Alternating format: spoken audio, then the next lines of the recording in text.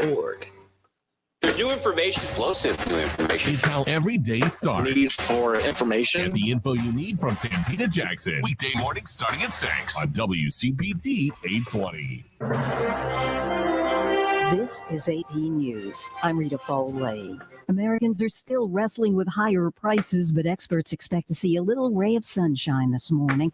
The AP's Donna Warder has this. Economists surveyed by the data firm FactSet believe that when the Commerce Department releases figures this morning, the gross domestic product will show an annual growth rate of 2% on average for the third quarter. That would reverse annual declines of 1.6% from January through March and 0.6% from April through June.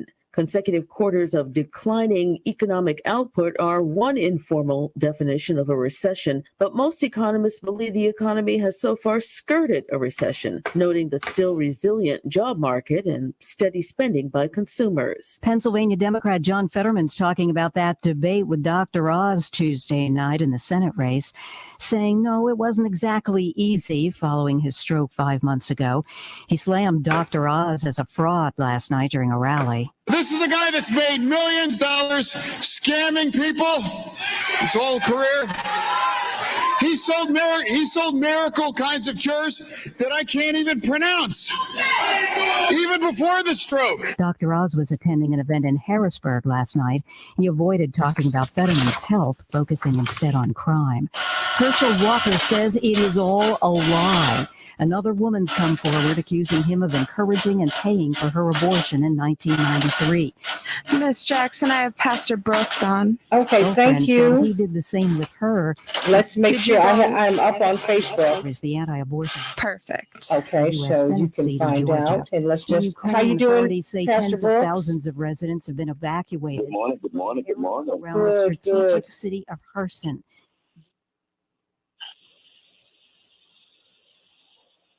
Okay. Okay, keep talking, Darian. Just please. have them. Yep. Testing 1 2 3. Testing 1 2 3. Testing 1 2 3. Testing 1 2 3. Do we have him? Testing 1 2 3. Testing 1 2 3. Testing 1 2 3. Can you hear him? Testing 1 2 3. Can you hear him? Got him. Okay, I got him loud and clear. Okay, very good. Okay, thanks. You cracked me up. Oh, he's a We're lot. good to go. Good.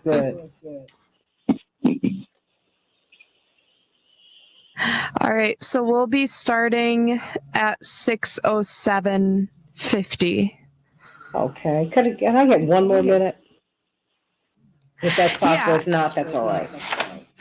I could do one more minute if you want me to, but just a reminder, they'll be hearing that in Minnesota. No. Leave it where it is. Thanks so much. Okay. Thank No you. problem. I appreciate that.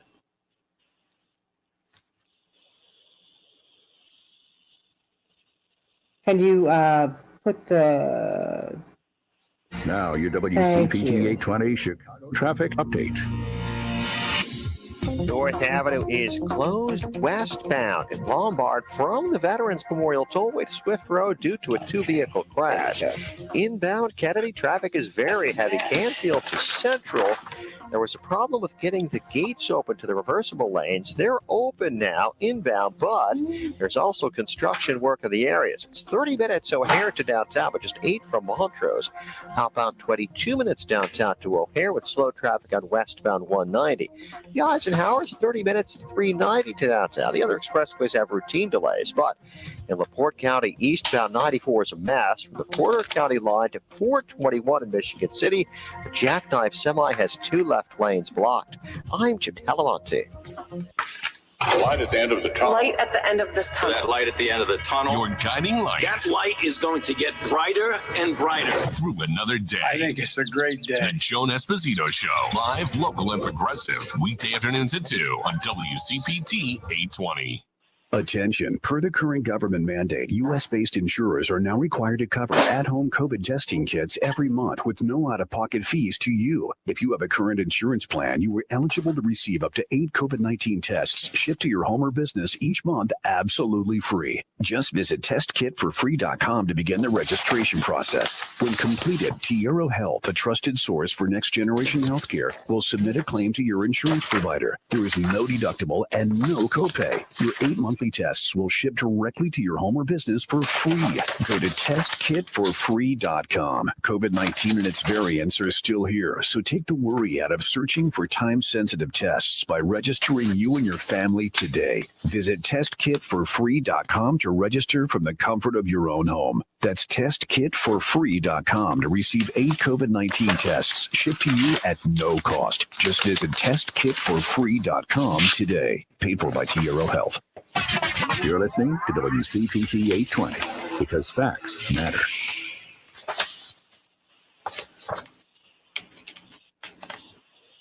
Okay, how much time do we have, hon? My dad served in Vietnam, the 82nd Air. We have 2 minutes. Thank you so much. Me not to ask. So Dad buried himself in work and self-medicated and would lose his temper sometimes. Loud noises would put him on edge. It got rough. So I finally said to him, Dad, you gotta get help. As a family member or friend, you may be the first to notice when a veteran you love has been going through changes. Things like withdrawing, drinking more, or increased anger could be a sign of a larger health concern, but help is available. Dad finally went to VA for one-on-one and group therapy and got some really great tools to help him manage things. I got my dad back. Listen to hundreds of inspiring stories at maketheconnection.net. Learn how you can support the veterans in your life. Thank you, thank you, thank you, Madam Board Operator, for giving me that extra time. Don't you wish your life came with a warning app? Stop. That dog does not want... No problem. That's what I'm here for. You have 1 more minute before we go live. Thank you. Coffee cup away from your computer. Oh, no. So you can have more control. Stop. You're texting your boss by mistake. Uh-oh. Well, life doesn't always give you time to change the outcome, but prediabetes does. With early diagnosis and a few healthy changes like managing your weight, getting active. 30 seconds. You can stop prediabetes before it leads to type 2 diabetes. It's easy to learn your risk. I'm going to be Take running a 1-minute test something, today but just at keep the music going, obviously. doihavepreddiabetes.org. Okay. Warning. The cat is loose on that countdown. Got it. Okay, perfect. Yep. Visit doihavepreddiabetes.org today. We have a few seconds. Stand by. Thank Brought to you you so by the Ad much. Council and its Excellent. Prediabetes Awareness Partners. Perfect. We can change the world, change the world, change the world. We can change the world, we can change the world, change the world. This is the Santita Jackson Show. War and hate to a place of love and Just bring that up just a bit. save the children, we can't wait. Let's change the world. I am breathing. Hey everybody, welcome to the Santita Jackson Show. Scrambling this morning because it's the midterms, everybody. 12 days away from the midterms. Have you voted? I'm Santita Jackson, coming to you from WCPT 820, the nation's largest progressive talk radio station, and AM 950 radio, the voice of progressive Minnesota. Are you voting, everybody? Please check and see. Well, you know what we say here on the Santita Jackson Show, plan your vote, vote your plan. So what you need to do is go to vote.org. You need to find out if you are still registered to vote, because they are still doing massive purging of the vote all across the country. And then you can find out where you can vote, because a lot of precincts have been closed. So there is that. And then from there, what you want to do, if you vote early or on election day, if you have any trouble outside or inside the polls, do not leave. Call 1-866-OUR-VOTE, 1-866-OUR-VOTE, so that you can find out exactly what you need to do to vote. Lawyers are on standby to help you get through people who are trying to intimidate you, as you vote. And if you are going to a drop box and you see someone who's trying to be physically intimidating, maybe they have a gun, maybe they're saying something, do not leave that box. You must drop your ballot in there, but you must call 1-866-OUR-VOTE so that you can find out what it is that you need to do exactly. Because, we just don't know what's going on, but you need to be legally protected, and that's how you do that. So everybody, let's get right to it. They have set records on voting. So don't let anyone tell you about dampened enthusiasm, particularly in the Black community, because Black people are over-indexing in the vote. That is, we're voting more than any other group. So far, 12 million Americans have voted. Now, that's a record all across the country. We've heard about more than 1 million in Georgia, but 12 million Americans all across the country. This is an election of tremendous consequence to everybody. Every seat in the U.S. House of Representatives is up for grabs. 1/3 of the U.S. Senate is up for grabs. Governorships are up for grabs. Secretaries of state legislatures are up for grabs. Your vote really, really, really does matter. Remember, then President Trump, was looking for just 11,000 votes in Georgia. Georgia's got millions of people, but he was looking for 11,000 votes. Your vote matters, everybody. Your vote matters. Georgia's early voting turnout, just in Georgia alone, is blacker and older than recent general elections.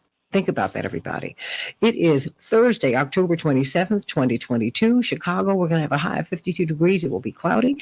Minneapolis, St. Paul, 57 degrees, scattered showers. In the NFL, the Ravens will be facing the Buccaneers later on. That is in the NFL. The Ravens will be facing the Buccaneers. They're playing these games all throughout the week. Isn't that interesting? Do you like that? I love the Monday Night Football, but not Tuesday, Wednesday, Thursday, Friday, Saturday, Sunday. It's got to be very difficult on the football players and their families.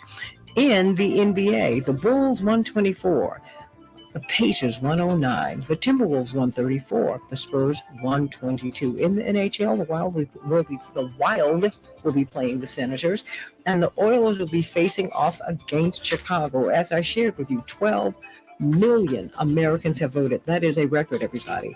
And there's a new survey that is suggesting that this populist economic message that Democrats are beginning to deliver is what will work. A new survey has shown results that indicate that a closing midterm election focused on high cost of living and Republican fealty to corporate interest is driving up prices, corporate profiteering. It can help Democrats overcome this onslaught that the GOP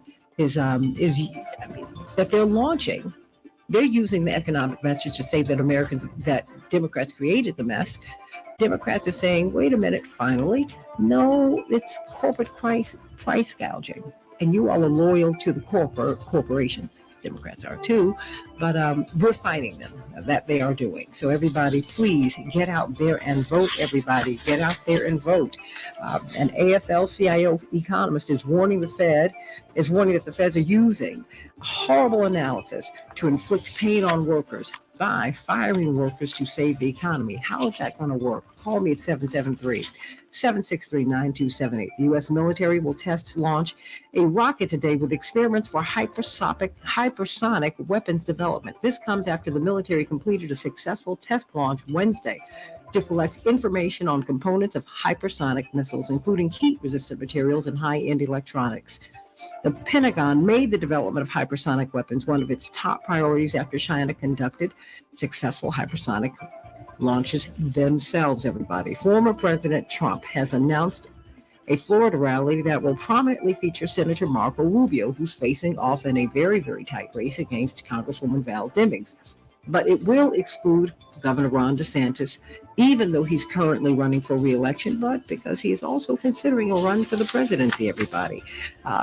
The U.S. has imposed a slew of new sanctions against Iranian officials involved in the ongoing crackdown on nationwide protests in Iran. The Biden administration's punitive measures on Iran come as the U.S. and Europe work to counter Iran and Russia's growing cooperation on the war in Ukraine. And those are some of the headlines on the Santita Jackson Show. We've got Pastor Darius Brooks, who has been feeding people out there in Westchester, Illinois. We're so glad about that. Please give us the address of your church and let us know what we might do, because somebody within the sound of our voices today, Pastor Brooks, needs to go by your church and get something to eat. And there is no shame in that, everybody.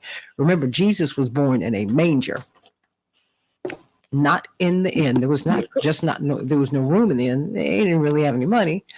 And so he was born in the barn, in the straw, where the animals relieve themselves. Yes, think about that, everybody. No harm in needing some help. We all need somebody to lean on. Bill Withers wrote and sang that song. How you doing, Pastor Brooks? Where is your church? When can we get this food? Good morning, Santita. Grace Central Church, 10216 South Kitchener Street, Westchester, Illinois, right off of 290 in Manheim. Again, that's Grace Central Church, 10216 South Kitchener Street, Westchester, Illinois. And you can also go to gracecentral.net. You can call us and we'll come get you if you need some food. 708-344-5020. We'll come get you, come get you, come get you. I love it. I'm excited about good news. Every Tuesday, every Sunday, I teach. I've given God my life to make sure what he's given me is impactful and informative, and you can use it whether you want to or not. Santita, the word of God is the good news, even in crazy situations. What you don't win with, you learn from, but you never lose. And if I had to work with something, I wanted to work with Colossians 1 and 10. Santita, everything we need is in the word of God, from love stories to murders. Did you hear me, girl? The word of God says in Colossians 1:10, so as to walk in a manner worthy of the Lord, fully pleasing to him in all respects, bearing fruit in every good work, increasing in the knowledge of God. Then the way you live will always honor and please the Lord. And here's the part I like about it, Santita. And your lives will produce every kind of good work. Santita, if I had to use for a thought this morning, I'm excited. I don't know if you could tell, but God, from the rising of the sun to the going down of the same, I praise his name. If I had to use for a thought, I'd use Meet Mr. Epic. Meet Mr. Epic. Santita, if you are spiritual and really know your heart in reference to loving God's direction for your life, because unfortunately a lot of people are not aware that their heart is them. It's literally and figuratively how you are being you. Matthew 6:26 says, where your treasure is, there will your heart be also. If you have knowledge, that's your heart. If you don't know, that's your heart. If you believe, that's your heart. If you don't believe, that's your heart. If you're making good decisions, that's your heart. Not so sure what decisions you want to make, that's your heart. The more I read and study the word of God, Santita, the more I observe, see, and comprehend wonderfully that everything we need is in his book, in context of how we are to live our lives. Watch this, Santita, above ground. Everlasting life is how we eat our chicken. Eternal life is when we dead and gone. Meet Mr. Epic. I went for a normal checkup, Santita, the other day, and I read a sign that said, when you schedule an appointment, we reserve our time, provide a schedule specifically for you. If you need to cancel or change your appointment, please let us know as soon as possible so that we can contact another person waiting to be seen. If you miss your appointment or cancel within 24 hours of your appointment, then there'll be a $25 fee. Somebody say, Meet Mr. Ethic, a set of morals and principles, especially one relating to affirming a specific group, field, or form of conduct. Ethics is as well a study of what is wrong in human context. On The View, the topic was about birth control, Santita. One of the personalities said, is it right to inform your kids to use birth controls? Is this overstepping your boundaries? One said, we can't even get people to wear masks, let alone put on the condom. I got to talk about this thing, Santita. Kerry Washington said, I don't talk about politics because I'm into politics. I talk about politics because I'm an American.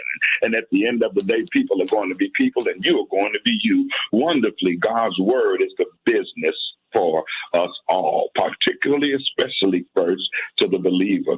What good is it if we have direction and don't use it? We need a conversation with God more than a prescription of our lives. Amen to that. Pastor Darius Brooks, your will is what's best for me. Yes. The Tommies, that Pastor Darius Brooks. Sending you so much love today. The address of your church again and when we can get that food. Green Central Church, 10216 South Kitchener Street, Westchester. As I know, every Tuesday from 5 till 7. And Wednesdays, we do the seniors, so they won't be out in the evening from noon till 2. And Santita, we're there every week. Not just for the holidays, we're there every week. Amen. Pastor Darius Brooks, we send you so much love. Love you, love you, love you, love you, love you so much. Love you, love you. We've got Dr. Shanina Knighton with us today. She's been on the road. We're so glad that she's back with us, of course. Registered nurse, infection preventionist, one of the few in the world, relatively speaking. There are only a few thousand in the United States. Think about it. There are more than 330 million of us here. There are about 5,000 infection preventionists in the U.S., maybe triple that around the world. Wow. We need her now more than ever before. And she was on a tear earlier this week about hand hygiene, how important it is, how vital it is. That is really the transmission, the point of transmission for so many of our diseases and sicknesses, everybody. She is the executive director of the Association for Professionals in Infection Control and Epidemiology Center for Research and Practice and Innovation. We're so glad that she's with us today. I came across an article that was quite stunning, quite frankly, because we're still in the midst of this pandemic, and the pandemic has been black, it's been brown, it's been poor. The frontline workers had to go to work, and they could not get PPEs, even when they were working in the hospitals. Just heartbreaking to see. That having been said, so the black and brown people and the poor white people died at much higher rates than whites. Now, guess what? White COVID deaths are increasing in the U.S., surpassing the death rates of blacks. What is going on? Is it mutations? Is it dropping of the masks? I mean, have we dropped our guard? I don't know what it is, but when I saw this story, Dr. Knighton, I was stunned. I said, wow, you talk about something flipping. And, what does that mean? Was that surprising to you? It was not. And in a respectful manner, if we think about numbers, okay, and when I say numbers, so Santita, I think it's the semantics typically that people get into when it comes down to some of the numbers, right? So when we think about the population overall of, like, let's say, black people in the United States, essentially we're talking about I don't even have to talk numbers. I was going to say 42 million, but we're talking about, about 13 to 14% of the United States population. What was alarming when black people or minorities had a higher death rate than individuals that are white is simply because how is it that we have a higher death rate even though we have a smaller population compared to the general population? So when I look at this article and it says, oh, white people are outpacing black people, that's not alarming to me because essentially that's how it should have been to begin with, because they already have, the numbers, let's say, 75 to 76 of the total population. Okay. So Does that make sense? Yes. Well, what happened? So I know that the headlines, when they bring it up, it's like, oh my gosh, like these people are outpacing. But I'll be honest, that to me, had that been the case during the whole pandemic, no one would have raised an eye because it would have been the fact, okay, well, that makes sense because they're essentially 76% of the population. So it's expected proportionately that they would have more deaths compared to black people when you think about those numbers. Same way someone would look, and because we have, let's say, a small number of Asians or Pacific Islanders or, even too, like Hispanic and Latinos in the United States has a bigger population of being like 19%. So someone would have mentioned, okay, like, hey, the number of black individuals that are dying at 14% is higher than those of, let's say, Hispanic, they're still close to us in numbers when it comes to the population, but it's still going to be, okay, well, how much more? What is that? What does that look like proportionately? So I think when we get into numbers, we have to think about what do they mean, opposed to looking at them and saying, oh, this raises a red flag. And in this particular instance, of course, to me, the goal should be no one should be dying. Mm-hmm. No one should be sick. No one should be ill. I told people early on in 2020 that I want people to normalize not being sick, not having COVID, and not looking at these numbers where we're like, oh, well, this population is actually dying more than this one now. That's not something that we should be trying to normalize.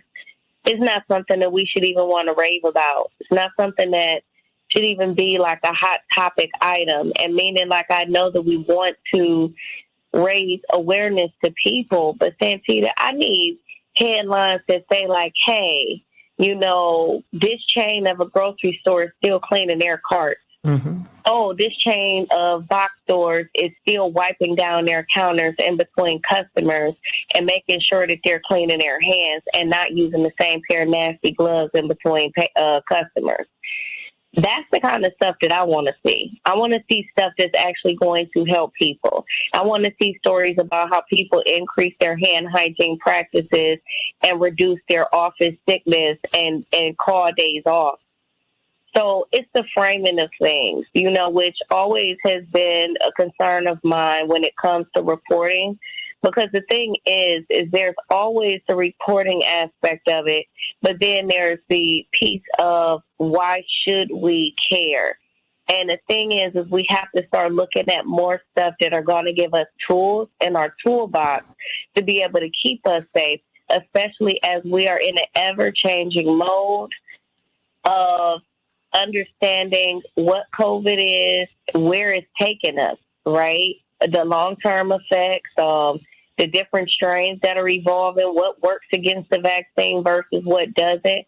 No, hand washing is not going to solve everything.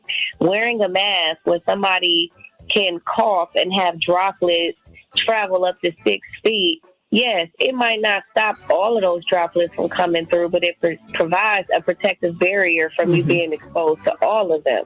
So none of these mechanisms are going to be perfect, even if you do them perfect. However, they are risk-lowering measures. And so when we start focusing on the risk-lowering measures, then we're in a much better position than waiting on something, someone, or to save us, essentially. And so I just kind of want to remind people that as we look at those numbers, let's not look at it in a reactive manner of, I hope that that's not going to be my loved one, opposed to a proactive manner of how do I not become a statistic? How do I make sure that we're taking care of ourselves? How do I make sure that if I'm socializing, we're doing it in a safe manner? As we know, Santita, Halloween is coming up on Monday. It is going to be very important that, yes, while we want to gather, yes, while we want to go to parties and pass out candy, how do we do those items safely? And so I'm hoping that tomorrow on the show, we'll be able to talk more about our trick-or-treaters, talk more about being able to go out and have fun and enjoy the holiday, but be able to do it in a safe manner. Well, let's talk about it, everybody. And, you know, I tell you what, these headlines also point to what COVID highlighted at the beginning. It's a snitch. It showed inequality. It showed vulnerability. It showed unequal treatment.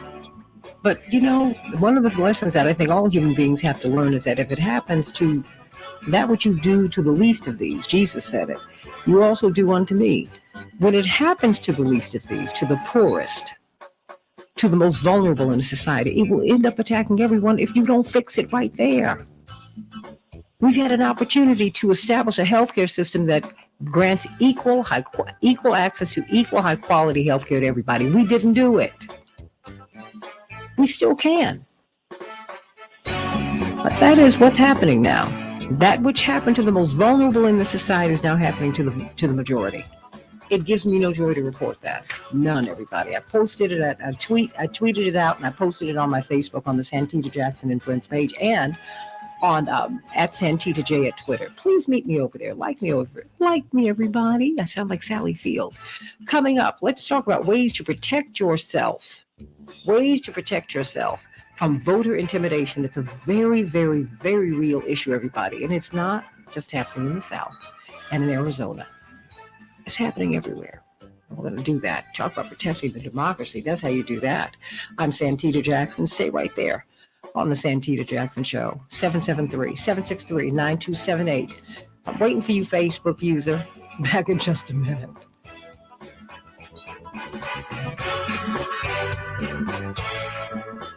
Hey, Dr. Knighton, thank you so much for being with us today. I'm going to have to let you go so I can grab this line. We are down a couple of lines, but thank you so much. How you doing? How's your nephew? Your great nephew, excuse me. Oh, he's doing good. We still waiting on some testing. The good news is his heart vessel that was super over dilated. Is starting to make, I'm not going to tell you it's making drastic changes, but it's starting to move in that direction. Okay. We don't know how much farther it's going to go, but we are starting to at least turn the corner on that. And so that's very promising. Praise God for that. Well, you know, yeah, so God can do anything but asking. fail. I tell you that. Can do anything but fail. Nope. So just continue to be That's prayerful. a beautiful thing. Continue to be prayerful, honey. Just continue to be prayerful. Yeah. I'm so glad very optimistic. I'm sorry. Oh, no, I was just saying it's very optimistic for sure and prayerful. Oh, yeah. Stay right there on that. Obviously, with healthcare, of course, that obviously matters. But, you know, you just, without prayer, you can't do anything, you know? So I'm just going to keep you all in my prayers. As when a loved one is ill, that is no joke. Trust and believe. I got it. Absolutely. Tough spot to be in. And particularly when, well, I mean, I think just for anyone. No one wants to see anyone they love struggling and suffering. So there's that. All right, sweetie. But you want to talk about trick-or-treating tomorrow? Just Halloween in general weekend. Okay. You got it. Awesome. Talk to you soon. Thank you, sweetie. I'm sorry. You know me, I'm trying to get any of those things together. Sure.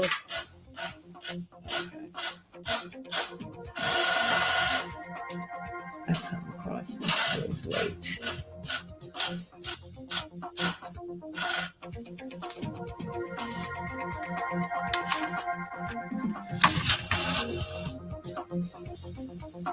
That's good.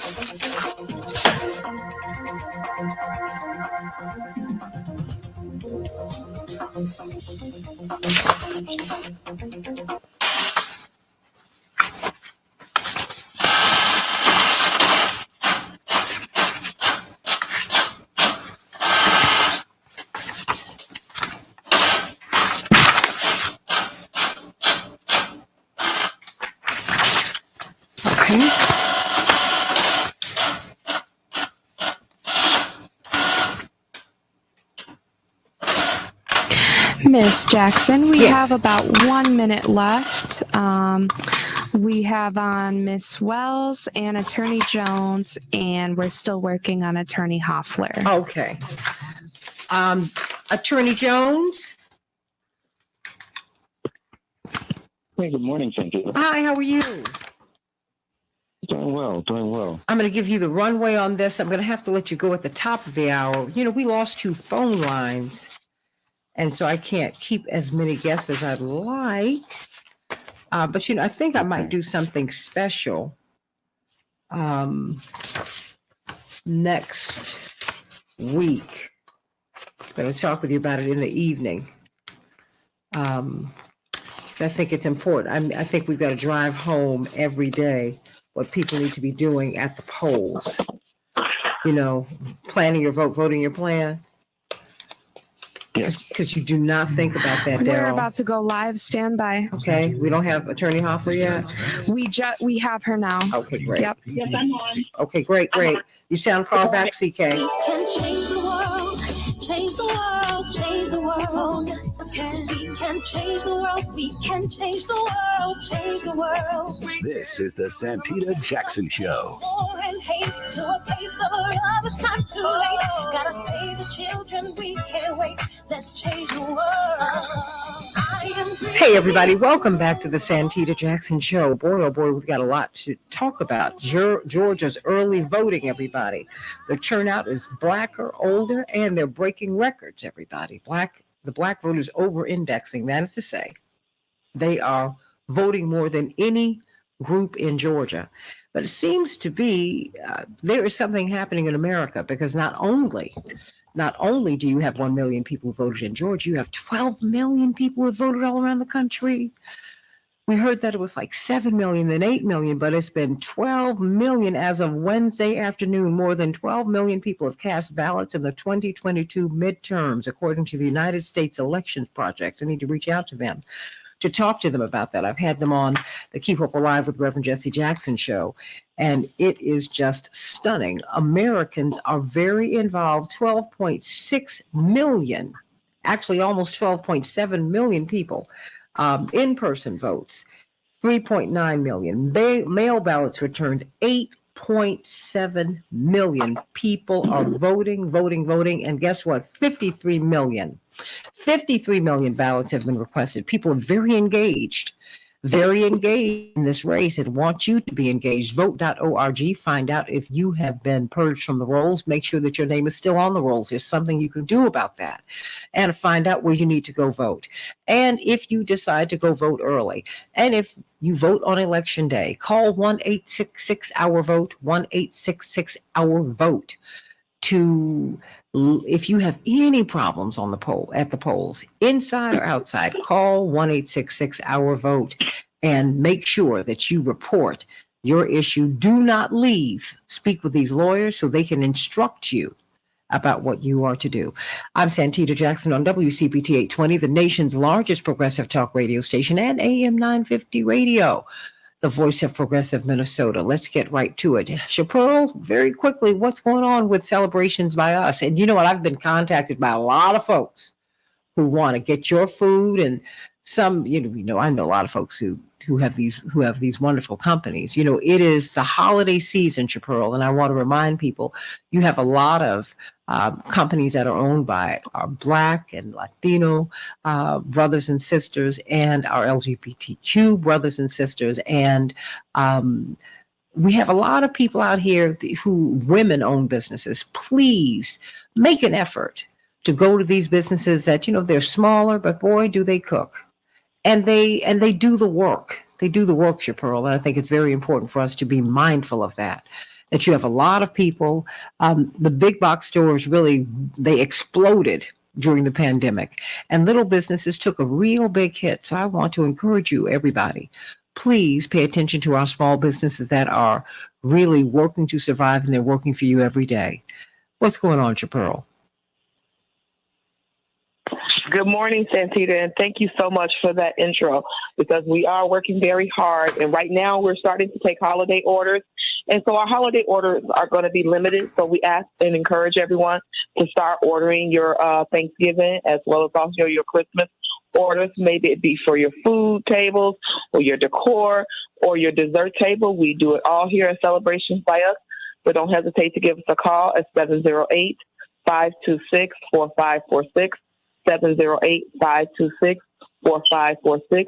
We can handle all of your turkey and all your trimmings, your mashed potatoes, your mac and cheese, your dressing, as well as also your caramel cakes, your peach cobbler, banana pudding, whatever it is you need for the holiday. Don't hesitate to give us a call. We'll be happy to serve you. 708-526-4546. We appreciate your business. Thank you so much, Santita. That's right. I can't wait to get my oxtails from you. A lot of people wanted them. We were at Bush a few weeks ago. So I can't wait to get those, my oxtail stew or my soup, whatever it is. She's got it. Everybody, let's get to the election. Everybody, the midterms, breaking all kinds of records. People are voting. More than 1 million people in Georgia, but Georgia's not the whole story. The whole story is that all around America, Americans are engaged more than ever before in this election. There's a lot going on.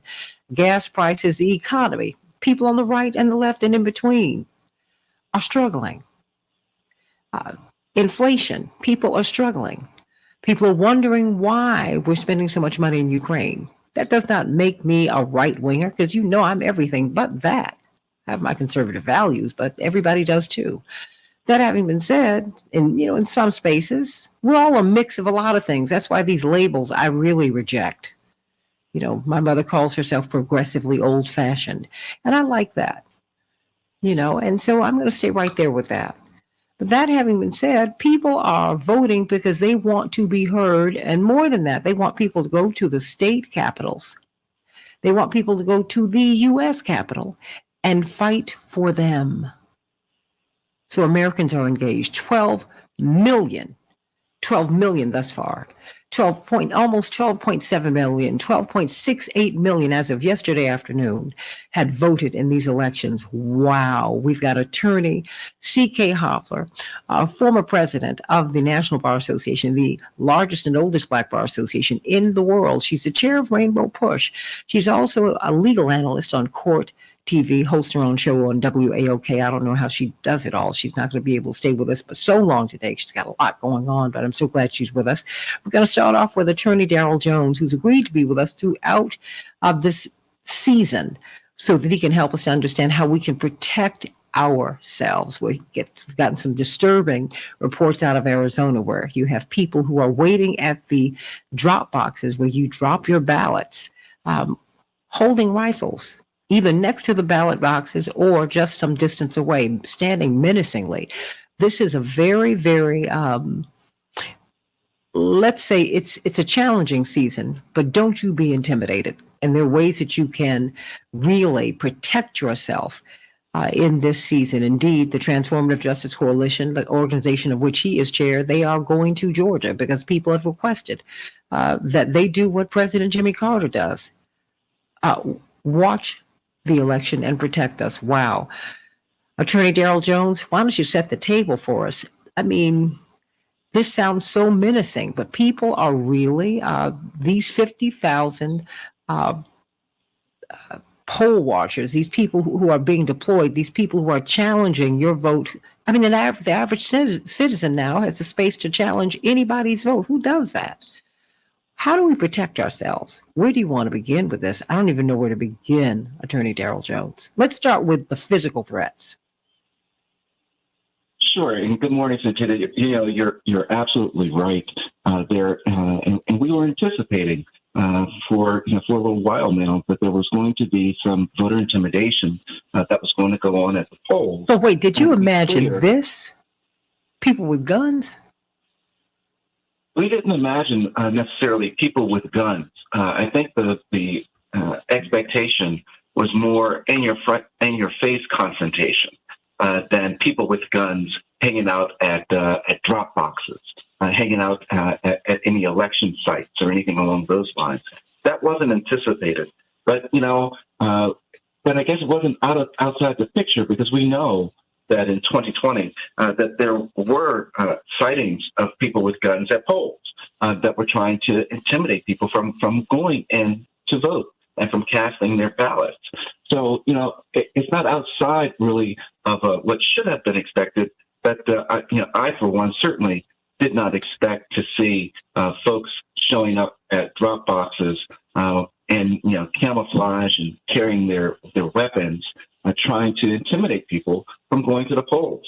The other thing that's happening, and we've seen it in Arizona, and it's been referred to the Department of Justice, has been folks that show up at those drop boxes and to intimidate the voters. They start taking pictures of them as they're walking up. They take pictures of their license plates. They try to question them with regards to their drop boxes and the ballots they're taking.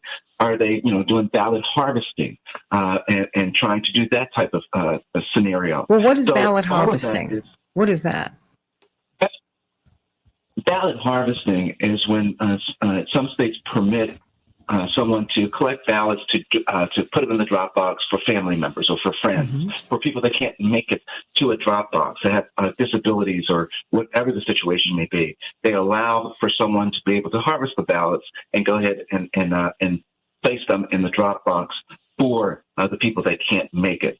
So what happens now and what we've seen happen in Arizona has been folks that have shown up at these drop boxes to intimidate them, to try to stop anyone from making anyone think twice about coming up to put their ballot in the drop box.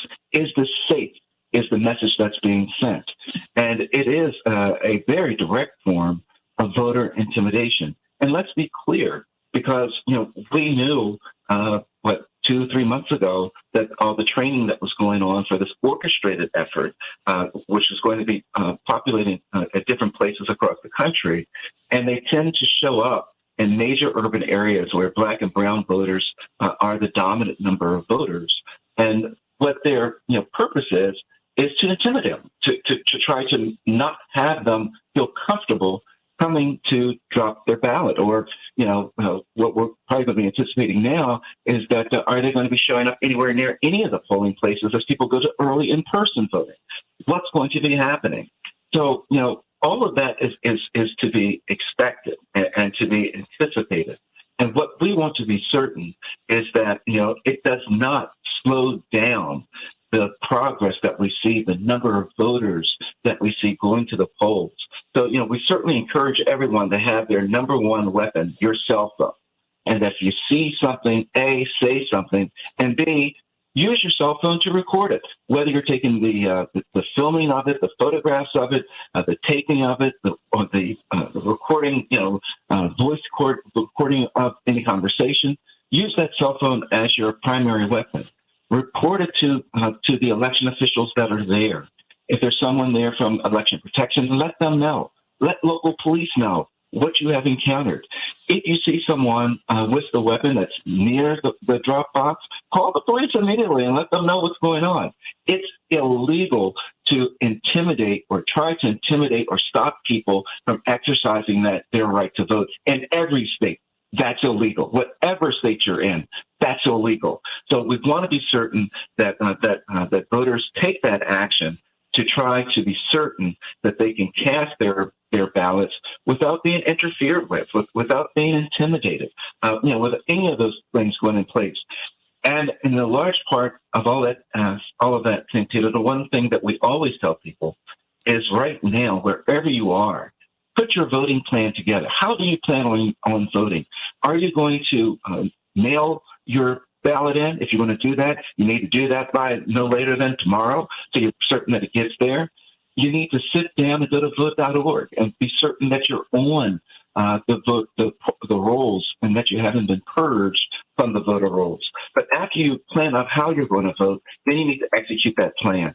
So just be certain you take all the steps to protect yourself with regards to where you're going, where you're going, figure out when you're going to get there, and exercise your vote that way. That's a large part of what needs to happen right now. But having that cell phone and documenting everything that you encounter as you go to a drop box or as you go to in-person voting, that's huge right now. C.K. Hoffler, what would you advise people to do? I mean, because it seems that we have 1-866 Our Vote, but you were on the phone with us in 2018. Well, not in 2018, in 2020, when you were attempting to vote, and you just saw things that were just outrageous. I mean, what does one do? I mean, as a citizen, as a lawyer, but even just as a citizen, what do you do? I mean, do you call 1-866 Our Vote? Are you now? I mean, if you're in line, can you share a bottle of water with anyone? I mean, what are the rules? What space do you have?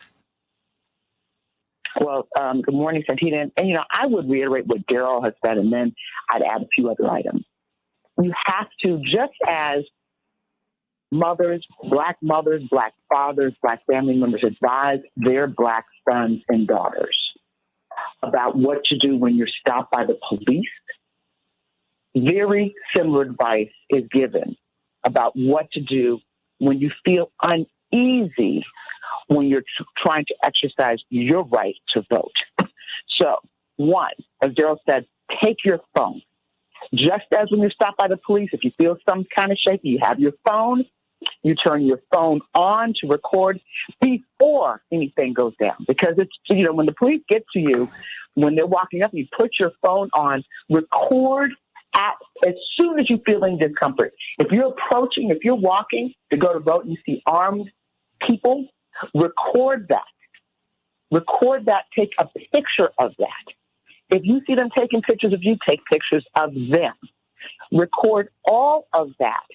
Call 1-866-RVOTE. That's very important. And then you download and send. You report what you've seen. You download and send, and that would be investigated. That's very, very important. And do it right there. Don't wait until 5 days later and say, no, think about it. Send it in. Report it so that it's contemporaneous. If you need help, you need to reach out for help. And there are hotlines, people working the phones. And I have been in that effort on a national basis doing election protection work, and they are very responsive, very quick. And so that's the first thing that's important. Secondly, every state is different. In Georgia, you cannot hand out water. You cannot hand out food while you're waiting in line. And the long line... Even to someone you're in the line with. Even with someone in your line with, including your family. You cannot, so take water for yourself. Before you get in line, before you get into where you're counted in line, take your water, do all the things you need to do. There are groups that are handing out water and snacks way over 100 feet away from where people are actually voting. So there's things like that are happening, but do not in Georgia hand out food, hand out snacks while you're in line. Now, I can just tell you, if I see someone going into respiratory distress, having a medical emergency and all that, I'm going to try to help that person. I'm going to try. So sometimes you just have to do what you have to do. Call 911, try to help someone if they're having an attack or something like that. You've got to be a human being. But don't just, if someone says, oh my goodness, I'm hungry, I'm parched, don't risk having any type of penalty, criminal penalty against yourself in Georgia and states that are very, very, that have laws that say you can't do that. Well, CK, hold on. Let me interrupt you there. What if you're in line and you have to relieve yourself? What do? Can someone hold the space in line for you? Well, what I usually do, because that happens all the time, because we're all human beings, you talk to the person in front of you, talk to the person behind you, and say, do you mind, I've got to go to the bathroom. And I've never heard of an instance where someone's going to say, oh, no, well, we're not going to.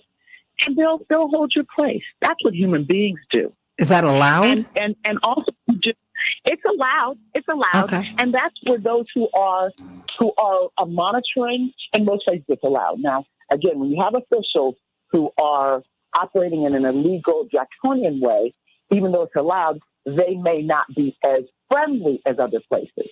But if you let them know, I've got to go to the bathroom, I'll be right back, and the people around me have agreed to stay in my place, what are they going to say?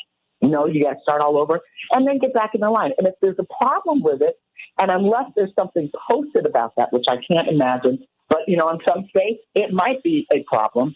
But generally speaking, that would be allowed. That's like almost akin to not a medical emergency, but you're not going to pee on yourself.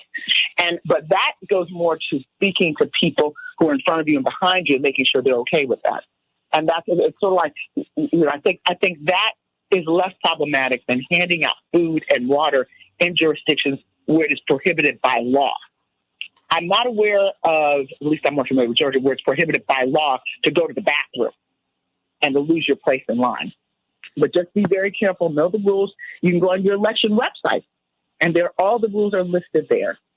But most importantly, know your surroundings. Just like when you're going into a county, if you're African American, that has been hostile to African Americans, where the police are very hostile to African Americans. When you're going in that county with voting, when the voting officials are hostile, because your surroundings. Remember those surroundings and just be as compliant as you can, but vote. Don't be deterred. Vote. You have tools. That phone is your biggest weapon. And also, make sure that you do things in coordination with your organizations, civic organizations, Rainbow Push, Transform the Justice Coalition, Black Voters Matter Fund, organizations with your church. You know, there are groups that go and vote together. There are faith leaders that will be close by, because a lot of people are distressed by this. So there are faith leaders in some communities that are close by, not right there where you vote, but before you vote, a respectable distance, a legal distance, to de-escalate the situation, because we know in the presidential elections, the faith leaders played a really important role in de-escalating what potentially could have been horrific outcomes when people appeared with arms. And these people who are appearing with arms, they are there to intimidate and plan on intimidating. But of course, faith leaders of all faiths that are there are a countervailing force. Be prepared to call law enforcement if you need to. And don't be afraid to do that, because when it comes to voting, they are, in my humble impression and my opinion, quite responsive, because they don't want the OK Corral to break out where people are shooting at a voting precinct. So all of those things are critically important, and just keep your wits about you. I mean, we never thought we'd have to have this discussion, but quite frankly, when we were fighting, when African Americans and others were in solidarity fighting for the right to vote, this is exactly the type of training that people got. Keep your wits about you. If somebody you stomps on you, if someone beats you, if someone tries to do this, someone tries to do that. And so we are really just on a global basis, nationally, telling people, keep your wits about you, calm, de-escalate, but exercise your right to vote and have these tools. Make sure your cell phone is fully charged. Don't have it's getting ready to go out, because then you won't have the tools to be able to help you go through this process. And in 75% of the cases, hopefully 80% of the cases, hopefully it will be seamless, because you being aware of your surroundings will have a very strong impact on those who are trying to intimidate you, because the signal you're sending is, I am not intimidated. In fact, you're sending a signal, look at me. I've been through worse in life. You are not intimidating me. And we're going to make it through this. Because, yes, we have been through worse in life as a community. But the good thing is we survive, we make it through. And because of those valiant, incredible efforts of civil rights and grassroots organizations in the trenches, voting rights organizations, human rights organizations, people feel empowered to go out and vote. And that's why they're record numbers.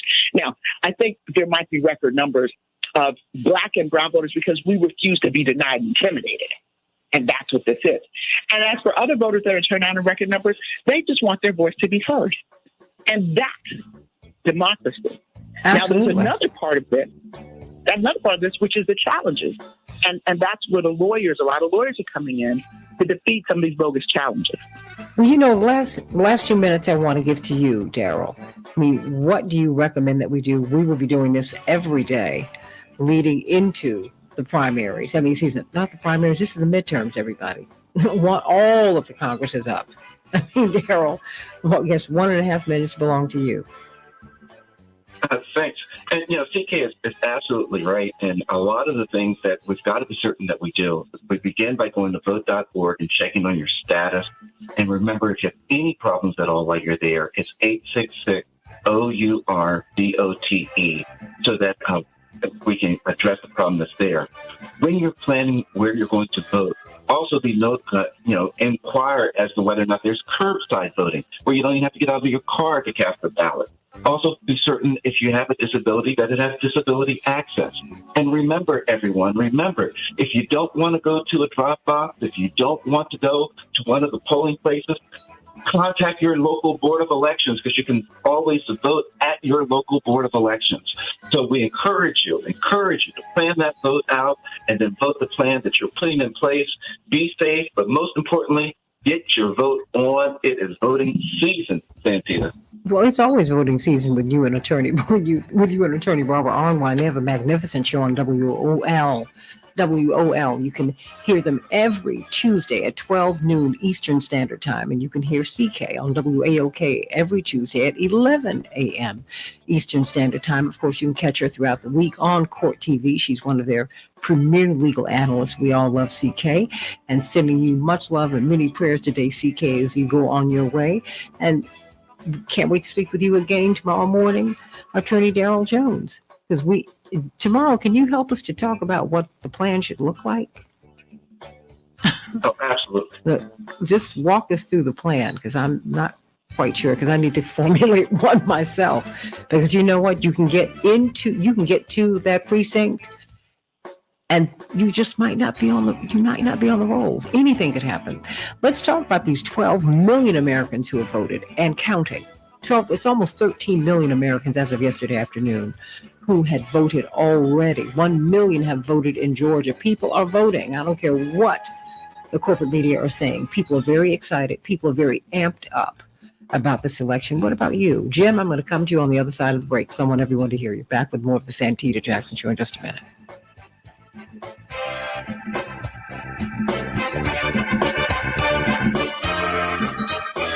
Thank you all. I'm going to let you both go. I will call you back, Daryl, because I want to do something. It would only take like 15 to 30 minutes, but I think it would be a good thing for us to do.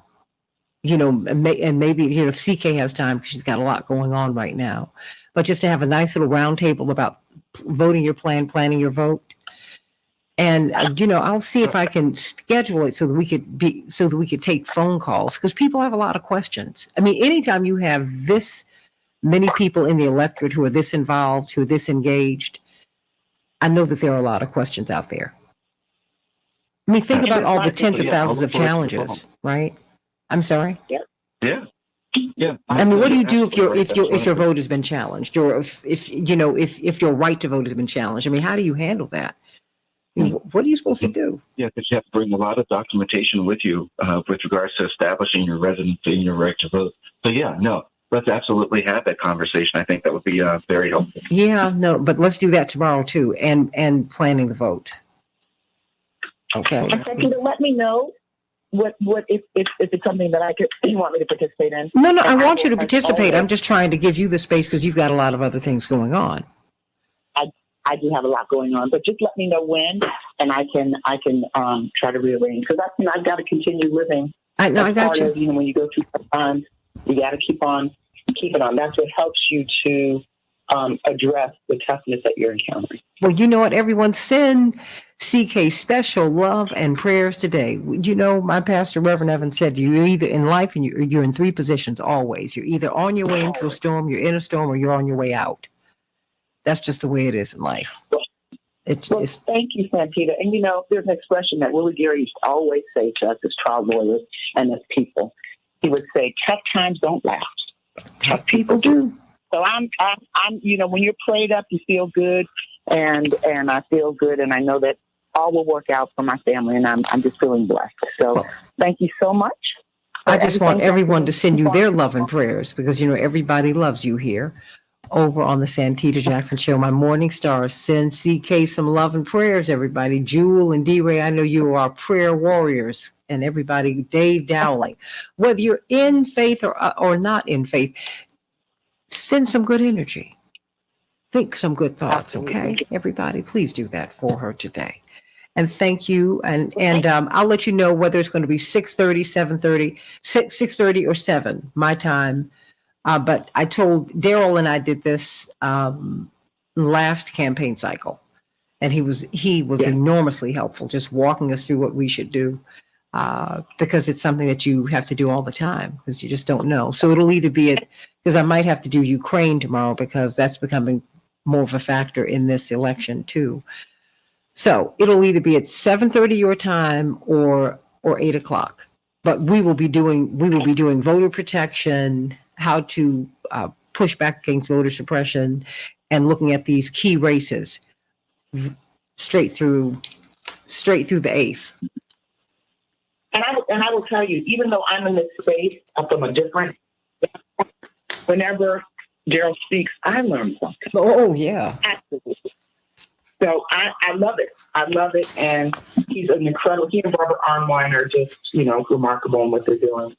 And, you know, they stand on the shoulders of your great father, Santita, as he has led the way, showed us all how to do it. And each of us, our respective capacities, are really, really standing there on his shoulders to continue the work that he's doing every day. Girl, I can't help it. It almost brought tears to my eyes as I thought about these people holding these guns. I really am going to have to let you all go, because we need these spaces. But we would, on the Southern Crusade in 1983, when we were going through the South registering voters, we would go to places where if it looked like the Dukes of Hazzards, the black people lived on one side of the tracks, white people lived on another, and then they would have the town square. And my father would, the Southern Crusade, the theme was, there's a freedom train coming, but you got to register to ride.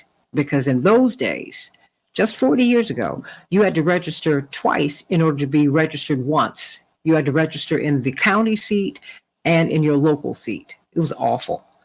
And as my father was standing there, and he'd be standing in the middle of the town square, sometimes just asking people to come out, because many, if not most of the blacks were scared to come out, because the sheriffs would be standing on one side of the square, patting their rifles, daring these people to come out. So I've seen this with my own eyes, everybody, and maybe that's why I take this so seriously, because I've seen it with my own eyes. Seen it. So everybody, thank you so much, CK. Thank you, Daryl. I'm going to get going so I can get these other people in, because we want to be able to get some of these callers in. But thank you, sweetie. I'm going to call you later on today. You don't have to answer. Just want to touch base with you. Okay, thank you so much. Santita, praying for you, CK. Everybody send CK some love. Renee, hey, everybody's sending some love. That's right. Of course, Jewel, I love you, girl. Saw her up in New York. I'll be back there too, in New York, not too long from now. I'll let you know. And okay, we have Senator Taylor, we have Attorney Patillo. Hey, but that's good. We're good. How you doing, Senator Taylor and Attorney Patillo? We have about 45 seconds. Okay, thank you. Got a lot to talk about today. Is Jim still there, Madam Board Operator? Yes, he is, and we have 30 seconds. Okay, I'm going to come to him right after I come out of the Team Hochberg read, okay? Thank you so much.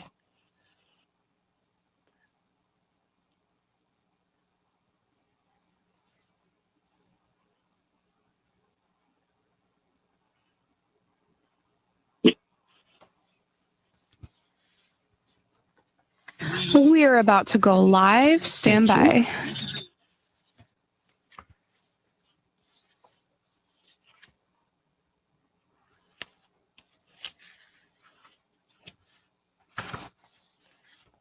We can change the world, change the world, change the world.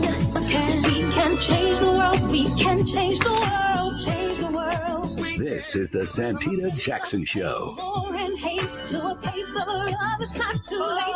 Gotta save the children, we can't wait. Let's change the world. Hey everybody, welcome to the Santita Jackson Show, Thursday, October 27th, 2022, WCPT 820, the nation's largest progressive talk radio station at AM 950 Radio, the voice of progressive Minnesota. I'm Santita Jackson. It's a joy to be with you. I want you to meet my morning stars on the Santita Jackson and Friends page on Facebook. Santita Jackson, that's just a landing page. Everybody, the only place I can accept friends is the Santita Jackson and Friends page. They are kicking people off of Santita Jackson. So please go to Santita Jackson and Friends. Meet me over there.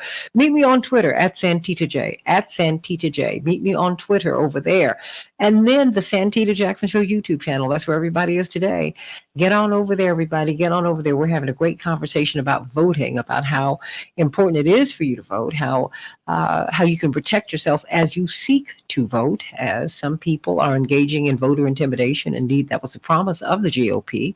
Remember, they said at the beginning of this cycle that they would be deploying 50,000 trained volunteers to monitor the polls. And some people even carrying guns to ballot boxes and doubtless around the polls. So we have got to talk about that and find out how we can engage in nonviolent resistance and nonviolent proactive action so that we can exercise our rights as Americans. And then as we move through this process, we have got to have a constitutional amendment guaranteeing every American equal access to the ballot. You do not have a federally protected right, none of us do, to vote. That has got to change. It must be encoded in our Constitution that we all have the right, the federally protected right, not a state's right that depends upon the vicissitudes of whatever state you're in. You know, if you got DeSantis, if you got Pritzker, no. No matter who is in office, We should have a federally protected right to vote, period. And get rid of all these uneven systems that the states do. One state does this, the other state does that. Enough of that. If people who come out of jail can vote in the Northeast, they ought to be able to do it in the South. Period. Let's even it up. You know, I love Hart. Ann and Nancy Wilson are my favorites, everybody. In Chicago, we're going to have a high of 52 degrees. It'll be cloudy. In Minneapolis, St. Paul, 57 degrees.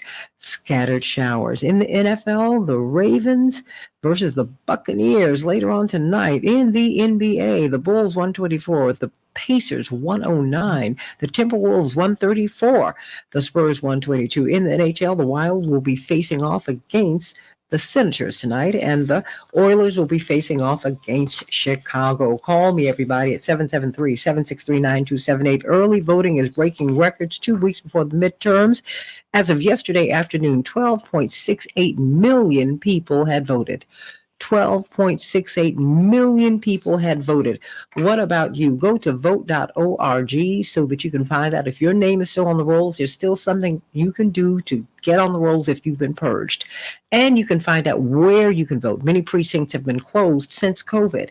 So find out where you vote. And if you have any kind of difficulty voting, whether it's at the drop box or in the polling place, if it's outside the polling place, in the polling place, don't leave. Call 1-866-OUR-VOTE. Jewel, the word. You've been doing such a great job over here with the Morning Stars.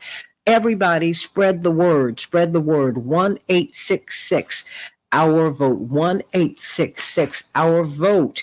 That's right. And the populist message is finally being delivered by the Democrats. We're about to see Bernie Sanders hit the road. 15 events over the course of the weekend.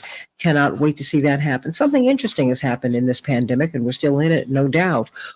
At the beginning, black and brown people were being felled by the pandemic disproportionately. But now the proportions have kind of corrected themselves. But no one should be dying from COVID. No one. But now white deaths are outpacing. They're increasing in the U.S. and they're outpacing and even surpassing the death rates of blacks. What do you think that is, everybody? There's a lot going on, everybody. A whole lot going on. Hypersonic weapons. The U.S. will launch a rocket today with experiments for hypersonic weapons development. Former President Donald Trump has announced a Florida rally that will prominently feature Senator Marco Rubio, but will exclude the man who's running to be reelected governor, Governor Ron DeSantis, the man who might face him should he run in 2024. And those are just some of the headlines on the Santita Jackson Show. You know, we've been talking about freedom on this show. That's kind of like a theme here. Talk about it every day. Well, you know what? I want you to be financially free. Don't want you to be enslaved to anybody. And that's for everyone, red, yellow, black, brown, and white. So how can you really shore up your financial situation? If you have poor credit, if you have credit card debt, if you need to build or rebuild your credit, if you're trying to buy a home, and you're like, I don't have credit or I don't have enough money. You need a plan. If you fail to plan, you plan to fail. That's why you need Team Hochberg. Team Hochberg. Call them at 1-855-56-DAVID. 855-56-DAVID or go to 56david.com. You'll get a free consultation. Tell them all about your troubles because guess what? They're going to have to investigate and find out anyway. You know, just run a credit check, find out what your financial situation is. You can't shock them. But what they can do is rock you and help to get you on the road to financial freedom. Tom and Sonia did this. They had 17 credit cards, $100,000 worth of debt on those credit cards. Not hard to happen. You know, a lot of people are buying groceries on credit, charging their mortgages. It can happen. Well, it happened to them. And they were trying to hold on to their home. So they called Team Hochberg. They had that free consultation. Then Team Hochberg came back to them and said, okay, we're going to negotiate with your credit card companies and really work with you on a plan that's going to save your home and that's going to wipe out your credit card debt and put you on the road to financial freedom. That's exactly what happened to them. And it can happen for you, to you. Call Team Hochberg, 855-56-DAVID, 855-56-DAVID, or go to 56david.com. But go on and tell them. Go on and tell them, and then let us know how it works out for you. Everybody, 12 million Americans have voted. Let me go to Jim, who's been holding on. He's been so patient. Jim, are you still there? Yeah, good morning, Santita. Thank you so much. You're welcome. There's they broke all land and speed records by the Republicans filing lawsuits to challenge the vote all over the country. Now, tell me that they broke all records. They got lawsuits all over the country already for the vote. We know what happened in the 2020 election. Just tell me they're wasting their money.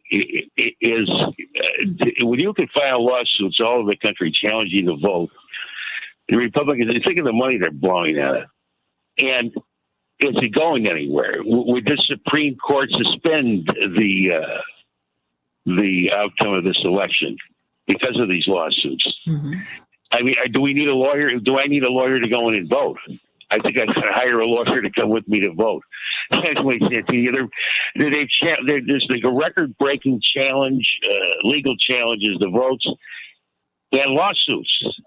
And anyway, have a good morning. Oh, good morning. Well, you know what? I tell you what, just so that you know, Jim, you actually do have lawyers on your side. All you have to do is call 1-866-OUR-VOTE.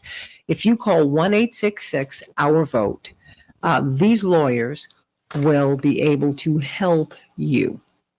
These lawyers will be able to help you. So just call 1-866-OUR-VOTE. You actually have lawyers that you don't have to pay for who can be helpful to you in this process. If your vote has been challenged, if your registration has been challenged, there's just a lot going on. But even with that, the good news is if you fight, you might win. In all likelihood, you will. But if you don't fight, you are guaranteed to lose. If you vote, you might win. And I tell you what, no matter who wins the office, if you continue to press your elected representative, whether you voted for them or not, you will win, because guess what? They want to go back.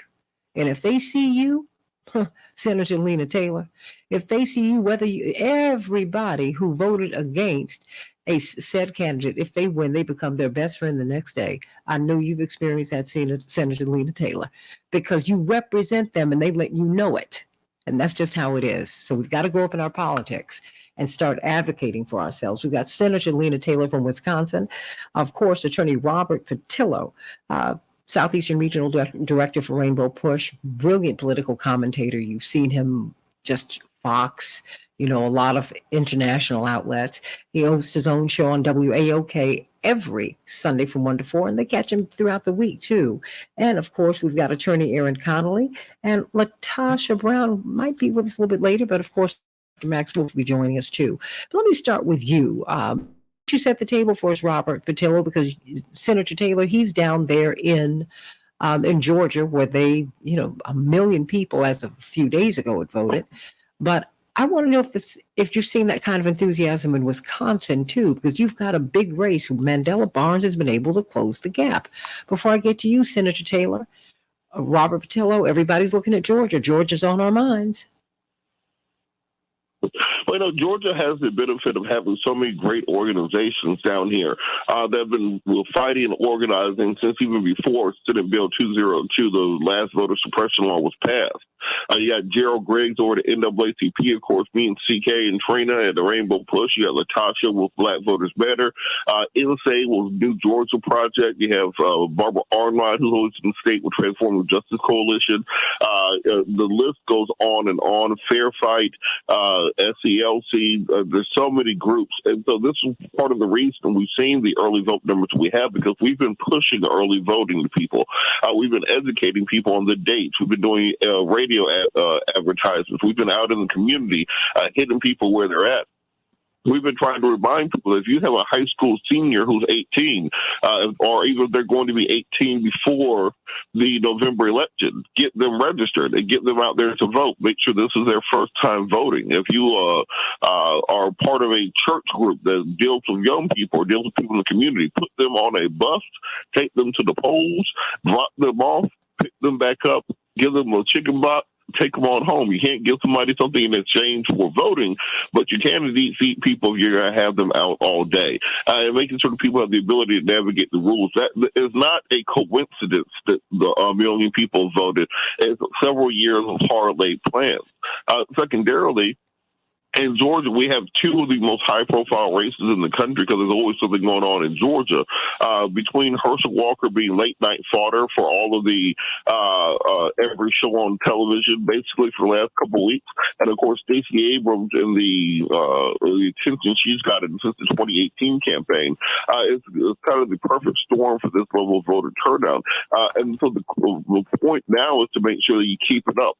Don't start fast and then peter off, because Republicans always turn out better on election day because they generally have older voters who are used to tradition, who aren't into mail-in ballots, who aren't into early voting, those sorts of things. They've been convinced that all of that's how elections are stolen, etc. So they're going to have the advantage on election day. And Democrats need to ensure that they are putting every penny they have into getting as many people out as early as possible. It's harder for them to steal your vote. Or will you vote earlier? It's harder for them to interfere with you at the polls. Will you vote earlier? It's harder for them to put you on a 16-hour-long line and then say nobody can give you a bottle of water. If you just zoom in on a Tuesday or Thursday before work and get it done. So that's a part of the push. And I think that nationwide, people have to look at this and understand that ground game still matters. You can't just do TV ads until the end of earth. You got to put people on the ground. You got to put money on the streets. You got to know that pastor down there in South Fulton. You got to make sure that he's taking care of, quote unquote, to get his congregation out. That this is bare knuckle politics right now, and it's time to ensure that you are really putting up the fight necessary. This is when the sausage gets made, and this is when political consultants go from just wearing suits on TV to actually earning their money. You know, this is bare knuckle politics. Senator Lena Taylor from Wisconsin. And I mean, and you see it in Wisconsin. Wisconsin's interesting. You know, it's black, it's white. You've got a rising Latino population. It's very rich. It's very poor. It's very working class. You have these epicenters of, of these college towns. So it's, it's progressive, it's liberal, it's right wing, it's everything. I mean, writ large. And Ron Johnson, who's not been particularly popular as a senator, right? We saw the gap narrow between him and the Lieutenant Governor, Mandela Barnes, and we saw it widen. But now the race is really tightened up. I want to start right there before we can talk about anything else. It's even that's happening in Milwaukee with the vote and all of that. What's going on with that race? What are you seeing? I mean, what do you think is going to happen? Ooh. So first of all, it has tightened up again. As you said, this race has kind of been wide open. Yeah. And Mandela was, taking it away to tightening up, to Mandela being behind, to tightening up, to where we are now. And so I believe that with the momentum that Mandela has been picking up, with the work that has happened in the last, 30 days to a few weeks, that it has continued to move the needle for Mandela. And I think he's going to have to continue to do that all the way through to Election Day.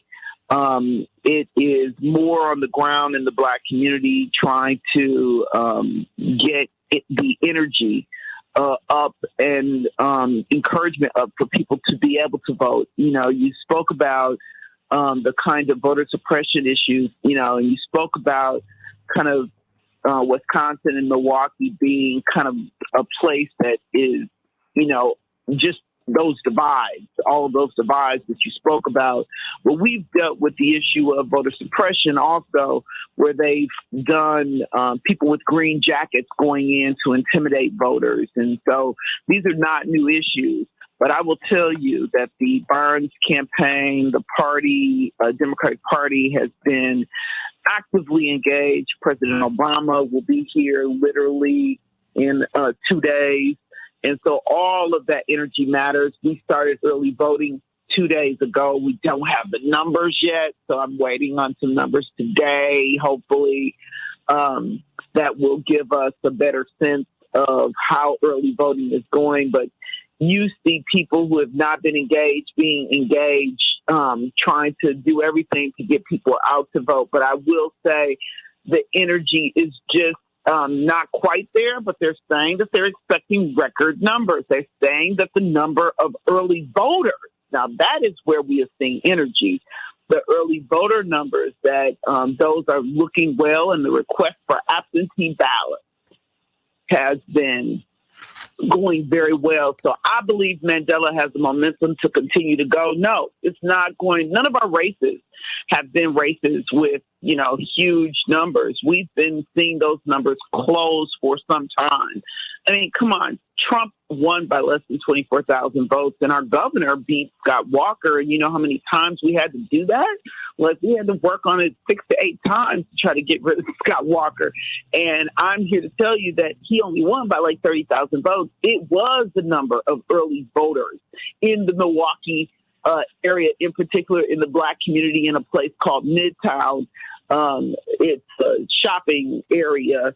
And when I tell you that 30,000 early votes were in there, and that was about the difference between Walker and Governor Evers, that's how it happened. So I don't never did expect this to be, some landslide win. Governor Thompson said it best. He said, we're like a red state and a blue state now, really divided more than anything. So those law changes that happen, they will tweak off some voters. That voter suppression apathy will tweak off some voters. Literally, people trying to turn people away on election day. It may tweak off some voters, but our hope is that it's not going to tweak off 30,000 voters. Our hope is that it's still going to be enough for there to be a difference, and that it won't be within that small margin that allows for a recount, which is another one of the laws that they changed.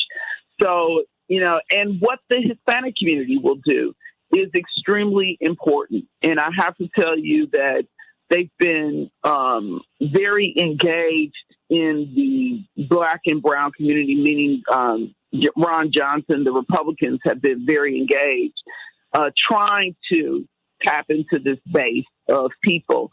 And the Hispanics are actually the largest growing minority people of color population in our entire state, including in the rural areas. In the rural areas, they have been leaning towards voting Republican.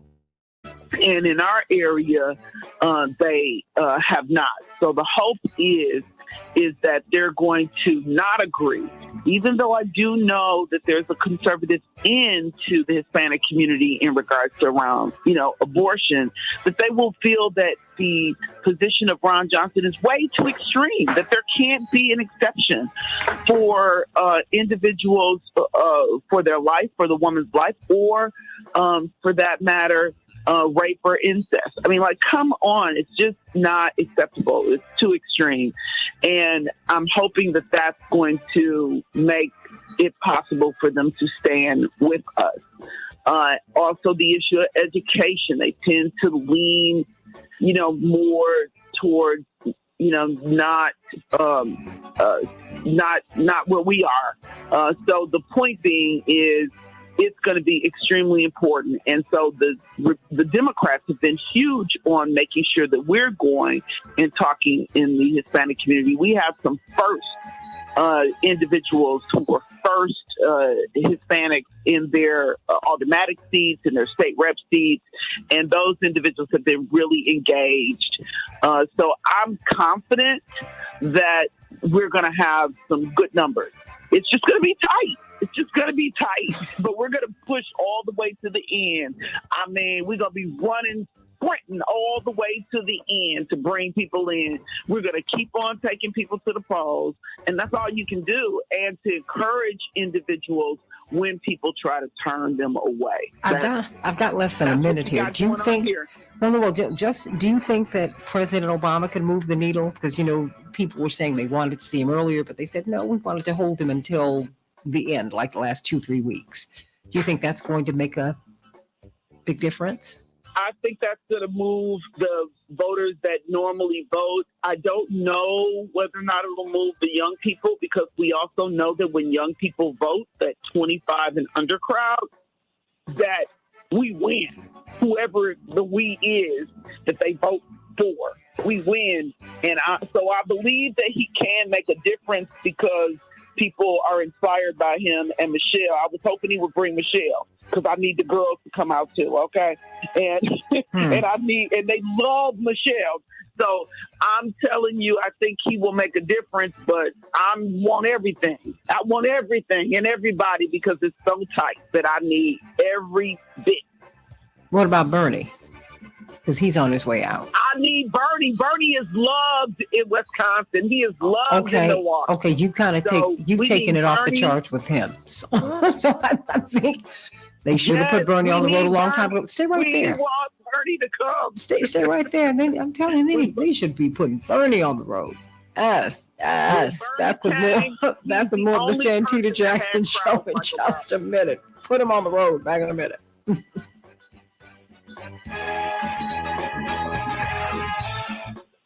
Hey, you gotta use what you got. The most popular elected official in the United States of America is Bernie Sanders, hands down. That's not my opinion and my feeling. All the data shows it. The number one presidential candidate, potential candidate in America, according to data, it's not Trump, it's not Biden, it's Bernie, y'all. Everybody's talking about age. People don't care about the age. It's the vitality. People worry about Fetterman's health. People worry about President Biden's health. That's where the rub is. If you don't look like you're vital, if you look like you're struggling, that's what makes people nervous. Although I think in the Fetterman case, that's a little bit different because it seems to me that we're criminalizing people who've been ill. Haven't you been sick? I mean, think about that, y'all. I mean, have you ever been sick? Think about that. How would you like it if you were put out to pasture after you or your loved one had a stroke? Well, we don't need you anymore. Are you serious? Think about that. So he's going to jumble up some words.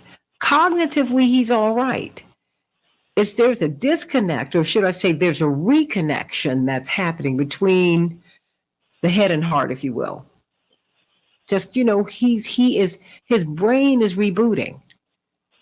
I'm glad he's still in the race, and I hope he wins, and I hope he shows you how to work through illness. It could be any of us, and one day it could be all of us or each of us. Think about it. Just think about that. I think that is just. And if people do decide not to vote for him and vote for Dr. Mehmet Oz, given what he stands for and how he will vote, then you will deserve what you get. With all due respect, and I say that with love and compassion, but we get the leadership that we deserve. Okay, so come on. Senator Taylor and Robert Patillo, you all want to say anything to the audience? Because, we're on, I start talking to my folks. And Facebook user, the Black and Brown Voters Matter and Latino Voters Matter, why don't you call in? 773-763-9278. All these votes matter. That's what's been so heartbreaking about what's happened in Los Angeles. Because at least one of those persons who's being asked to resign has been a friend and ally for years. And I don't want to throw Gil away. I don't. He's a good guy. And it's just that when people start trying to secure their power and grab for power, people get a little excited and they can be wrong and their issues come out. It is what it is. I certainly I don't want there to be a breach open. 1 minute. Thank you. Who do we have? We have Dr. Wolf. No response from the other two. Okay, yes, because Latasha Brown sent me a text, but it was 30 minutes ago saying that she could come on. So if you could try her again. Okay, yeah, I just tried her and I got her voicemail again. Okay. But once I get the show started, I'll try it again. Okay. We have about 40 seconds. Okay, let's bring everybody up. Dr. Wolf, how are you? Good. Thanks for having me. Okay, now how are you feeling? Pretty good. Pretty good. Okay, now you sound muffled. I want to make sure that you're clear. I don't think it's the device. It's probably the author, not the medium. But yes, I think I'm okay. Okay, now you still sound very muffled, Dr. Wolf. I can switch headphones. Yeah. Please do. It's on his end. No, I can. We're trying to work that out. Make sure he's not on speaker. He's not on speaker. He's on headphones. Okay, stand by. We're going live. Can I hear you, Dr. Wolf?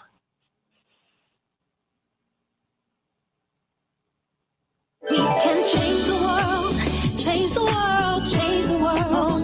We can change the world, we can change the world, change the world. This is the Santita Jackson Show. War and hate to a place of love. It's not too late. Much. Gotta save the children, we can't wait. Let's change the world. I am breathing. Hey, everybody. Welcome back to the Santita Jackson Show. We're talking about these elections, everybody. 12.68 million people as of yesterday afternoon had voted in the United States of America. We've not seen this kind of excitement really since the general election. I mean, people are more and more and more excited about being heard, and your voice is the way that you're heard. All things are equal on voting day, really, and that's why we have to fight to get a constitutional amendment so that every American can have the federally protected right to vote. We do not have that yet. Justice Scalia, unfortunately, was right in the theft of the 2000 election. He said, "Look, you can do whatever you want because it's really a state's right. It's not a federal right. So we got to step out of this." And, that's right. Hold up on the count in Florida, even though after the count was finished, when it was actually finished, had it been allowed to go through, Gore won, which meant that he won the state. He won the popular vote by more than 500,000 votes. He would have been president had the Supreme Court and the powers that be allowed that election to go forward in a democratic way.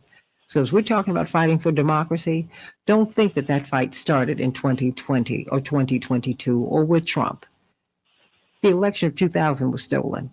Don't ever forget that. And others have been stolen too, and it just needs to stop.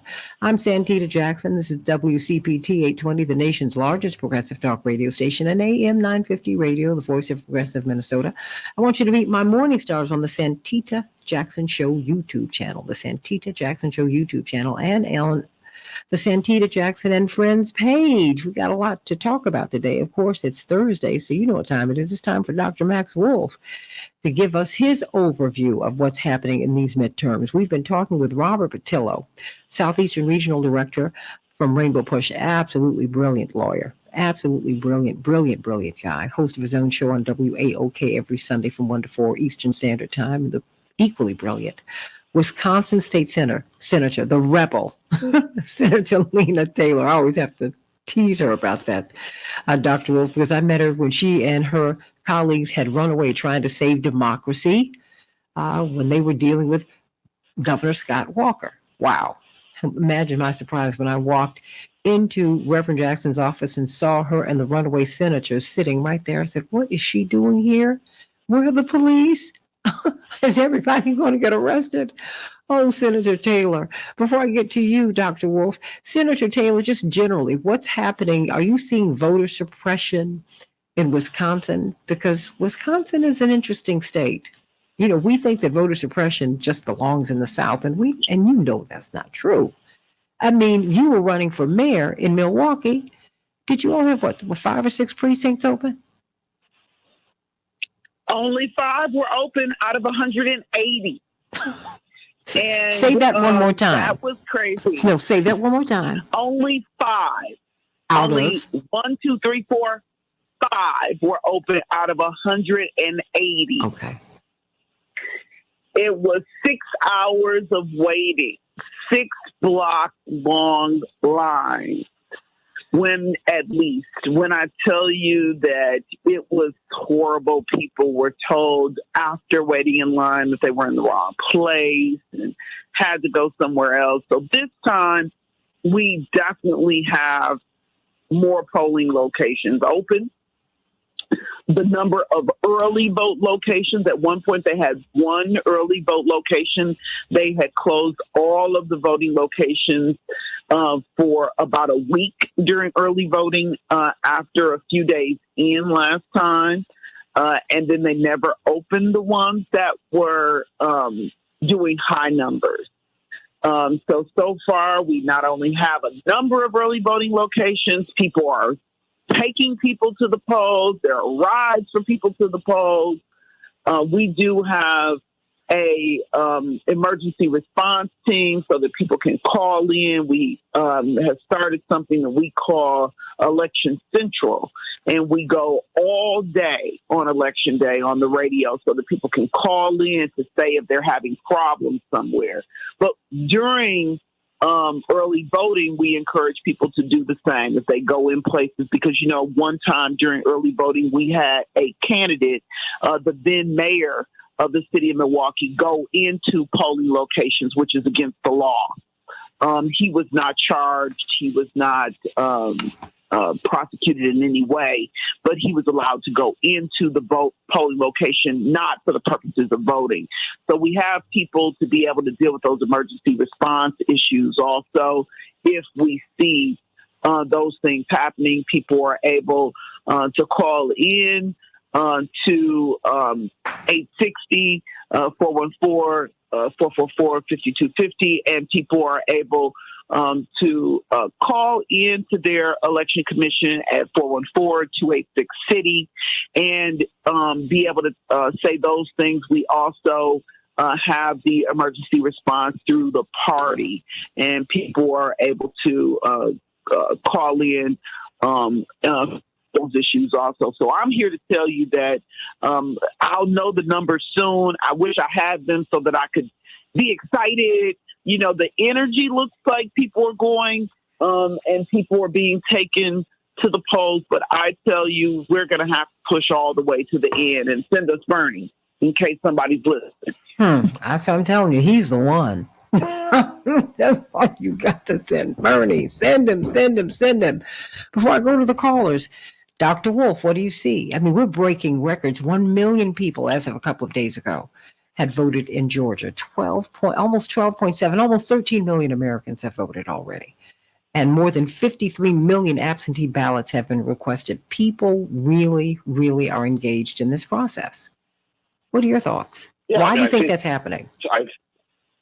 Well, one thing, I think there's an unprecedented attack by a minority opinion and group on some of the more sacred features of American life, right? Whether those are reproductive rights for women or voting rights for people who've historically not been able to vote, right? Or various pillars of the COVID supports, which nobody talks about, which are being withdrawn too, right? So I think we've gotten ourselves into this funky situation where the public got focused on inflation. Again, mostly because people don't want them to think about the fact that they're broke because they don't get paid enough to live at work. So anything with that, right? And then we've got the sort of sclerotic culture wars reanimated by a bunch of zombified aged people looking to take away the few freedoms left for an impoverished next generation. Then the big test here is going to be, do those people show up? Because the percentage of people under 40 who are engaged in a highly creative fantasy about how good life used to be is smaller. So that's our hope, right? People who are trying to recreate the past that never was are going to face off again with people who are trying to build a future to be excited about. And much more than Democrat and Republican, I think that is the defining feature of America's political debates. And I think you're going to see all kinds of voter intimidation. I think you're going to see all kinds of stuff. And with the risk of offending everyone, I think America's problem isn't a person who's had a stroke. It's tens of millions of people who are thinking like someone who is having a stroke while making the decisions they're making. Only you, Dr. Wolf. Where do you see this going? You see these races, they're tightening up. I realize it's a subjective determination. There may be a fair number of people who look at me and think the best excuse for this guy's thought process is a serious oxygen starvation to the cortex. I mean, but back up one, because you've alluded to John Fetterman, Lieutenant Governor Fetterman, and just how we have criminalized illness in this country, or should I say recovery, more than that. I mean, this is someone who was knocked down on the mat, who's getting back up. And then even some Democrats are saying he shouldn't have debated. I'm like, what? Did you?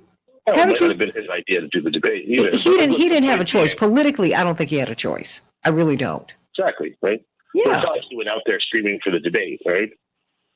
Oh. He just wanted to do what you're supposed to do as a candidate. Look, in most debates, put it this way, he seemed less stroked out than Herschel Walker, whose party stood behind him. He didn't hatch new theories of his mystery jobs in law enforcement or a new theory of weather systems during the debate. You better say low it. bar, right? So, I mean, he seemed less stroked out to me. If you were an ER doctor, he would have been admitted after Herschel Walker if you had one bet. And there's a whole bunch of leading lights in the Republican Party who would have gotten emergency admission before him. So maybe he does seem a little stroked out, but he has the best excuse in the lot. He actually had a stroke. It's not his thought process giving you scope for recovery. But I think politics grows up when you pick ideas, platforms, and parties, and not people. And we're really stuck there as a country, right? So, like, I know that people get super excited about candidates, and I'm on the phone with some very good candidates who've run and generated real excitement, and I understand that. And I'm not trying to diminish from people who've done amazing things. But when you vote for someone, you're voting for a party and a platform as much as a man or a woman, right? And people seem very detached from that here. And that's unfortunate because you really aren't just voting for the person. The person's a little bit of a hood ornament, and you're getting the car. And if you get a good car, you're okay, even if the hood ornament gets snapped off. If you get a lousy car, you're not okay, even if it has an awesome hood ornament on it, right? So, I mean, I think part of the problem here is that in more matured proportional representation democracies, people understand that they're voting for a party and a platform. And yes, they may be excited to oppose or support an individual, but their lives are more contingent on the parties and the platforms because it sort of sets the direction. And the individual in the seat matters, but maybe shouldn't be seen as the penultimate choice. I think we need to get there too. I think there's way too much about the individual here, good or bad, whether they're excited about supporting one person or folks are excited about opposing someone else based on whatever misdeeds or mistakes or issues or missteps they've made. Absolutely. Absolutely. I mean, and this, God bless her, this woman who's come out, saying that, Herschel Walker paid for her to have an abortion all these years ago, and therefore he's morally unfit. I'm like, honey, then you just need to She throw was out Congress. The 53rd woman to do that. I mean, you couldn't fit them all on a bus. Yeah, but look, I'm sorry. Don't get me started on that. I'm like, Herschel Walker's been married most of his public life. Stop. Okay? All y'all just need to stop. Just be quiet and deal with it and keep on going. Is he a hypocrite? Of course he is. But he's doing what most men in his position would do. He's married. He does not want you to bust that up. Sorry. I'm not saying he's right. I'm just saying it is what it is. People have all kinds of moral positions and pronouncements until their backs are against the wall. It's unfortunate. But I don't think that your personal issues ought to be public policy, because some of the greatest anti-abortion activists say it after they've had their last abortion. I have a problem with that also. Okay? Let me go to Shelley. During the whole period, by the way, when abortion access was restricted or impossible for women, generally in the country, it was always an option for people with enough money. Yeah, I mean, enough money, enough there's access. A bifurcation. You know what? The fact is, affluent people are still going to get abortions because they can get the pills. They can get, their doctors are their friends. I mean, they just need to stop it. They need to stop. And like I said, some of the greatest anti-abortion activists, Lena, had their last abortion. Then they have this revelation, then I got to live on that. I mean, for real? No, I just think that is hypocrisy too. Rank hypocrisy. Shelley, what's on your mind, sweetie? Thank you for calling in. Well, hi there. This is a very humbling and embarrassing thing to talk about, but I'm just thinking of people waiting in lines for such a long time. And just a suggestion that you and CK were having earlier about if you have to relieve yourself. Yeah. Well, adult underwear plus these huge, or not huge, but these very serious incontinence pads are very protective. I've used that combination when I've been in a demonstration and I didn't know where there was going to be a bathroom, or the one time I had to fly during COVID and didn't want to go in any public bathroom. And I just want to remind people that that's a real thing. It's effective. You don't smell. It really does the job. And I think sometimes people in line get parched or dehydrated because they don't want to drink before they get in line because then they know they'll have to go to the bathroom. So it kind of, if people could have a glass of water before they get in line, knowing that they won't have to try and get out of line to go to the bathroom, maybe that would help, one or two people in a precinct. So it's embarrassing to talk about this, but no, it isn't. It's really Miss Shelley, it isn't embarrassing. Number one, it is a human function that it's a human function, and if you don't go, then there's something wrong with you, and then you need to go to the doctor. That's another set of problems. But what you just did was give us a solution. Now, I mean, because you never know what can happen. I don't care what your age is, to have those incontinence pads and to have the adult undergarments, you should wear those anyway, because you don't know what can happen. And once you get into the polling place, you really shouldn't leave. And particularly after you've told them, hey, this is my name, and they've checked you out, you can't leave. You can't leave. Yeah. So don't be embarrassed. In fact, call around to all the shows and let them know. That's what they need to do. Well, it's tried and true. I mean, I've actually, before I went on the flight, where I didn't want to have to use the airplane or the airport bathroom, I actually tried this combination out at home. It sounds weird, but it gave me the confidence of it. Oh, this really does work, and it's safe, and there's no smell, and nobody can see anything. So just a thought for, folks, because we do need every vote. And I just feel bad for people who might wait in line for a long time and then have to drop out. So just thank you for letting me say this out loud. No, thank you. And you know what? Say it out loud. Say it. I mean, Lena, Dr. Wolf, Senator Taylor, Dr. Wolf, and Robert Patillo, I think that we ought to let people know that. I think that ought to be like part of the protocol. Idea. What do you think, Lena? That's a brilliant idea, and I know that State Representative Lakeisha Myers, that often is on your show, yes, Santita, that is what she has shared with people, and I'm going to say I have done it myself. You know what? Guess what? I'm going to do it. How about that, Miss Shelley? Well, I've done it when I've done the marches, because with the marches, you don't always know how long you're going to be or where you're going, what's going to be what. So this for going to vote, that's brilliant. And don't you ever think that, it's not a comfortable thing to talk about. Listen, it is a part of life. And honey, people need to know options and solutions. And anybody who can think of solutions and bring them to us, they always need to be moved to the front of the line to have a conversation. Don't ever think that. That's right. I mean, it's just, you did. I mean, what you did was you helped us a whole lot. I mean, because, you're making me go back. My mother said that. She said, don't get caught out here, because my mother's not good on public restrooms at all. She said, I don't know. She said, so just in case you get caught somewhere, you can get caught in a rainstorm, a snowstorm, you have a flat tire. Anything can happen to anyone at any time.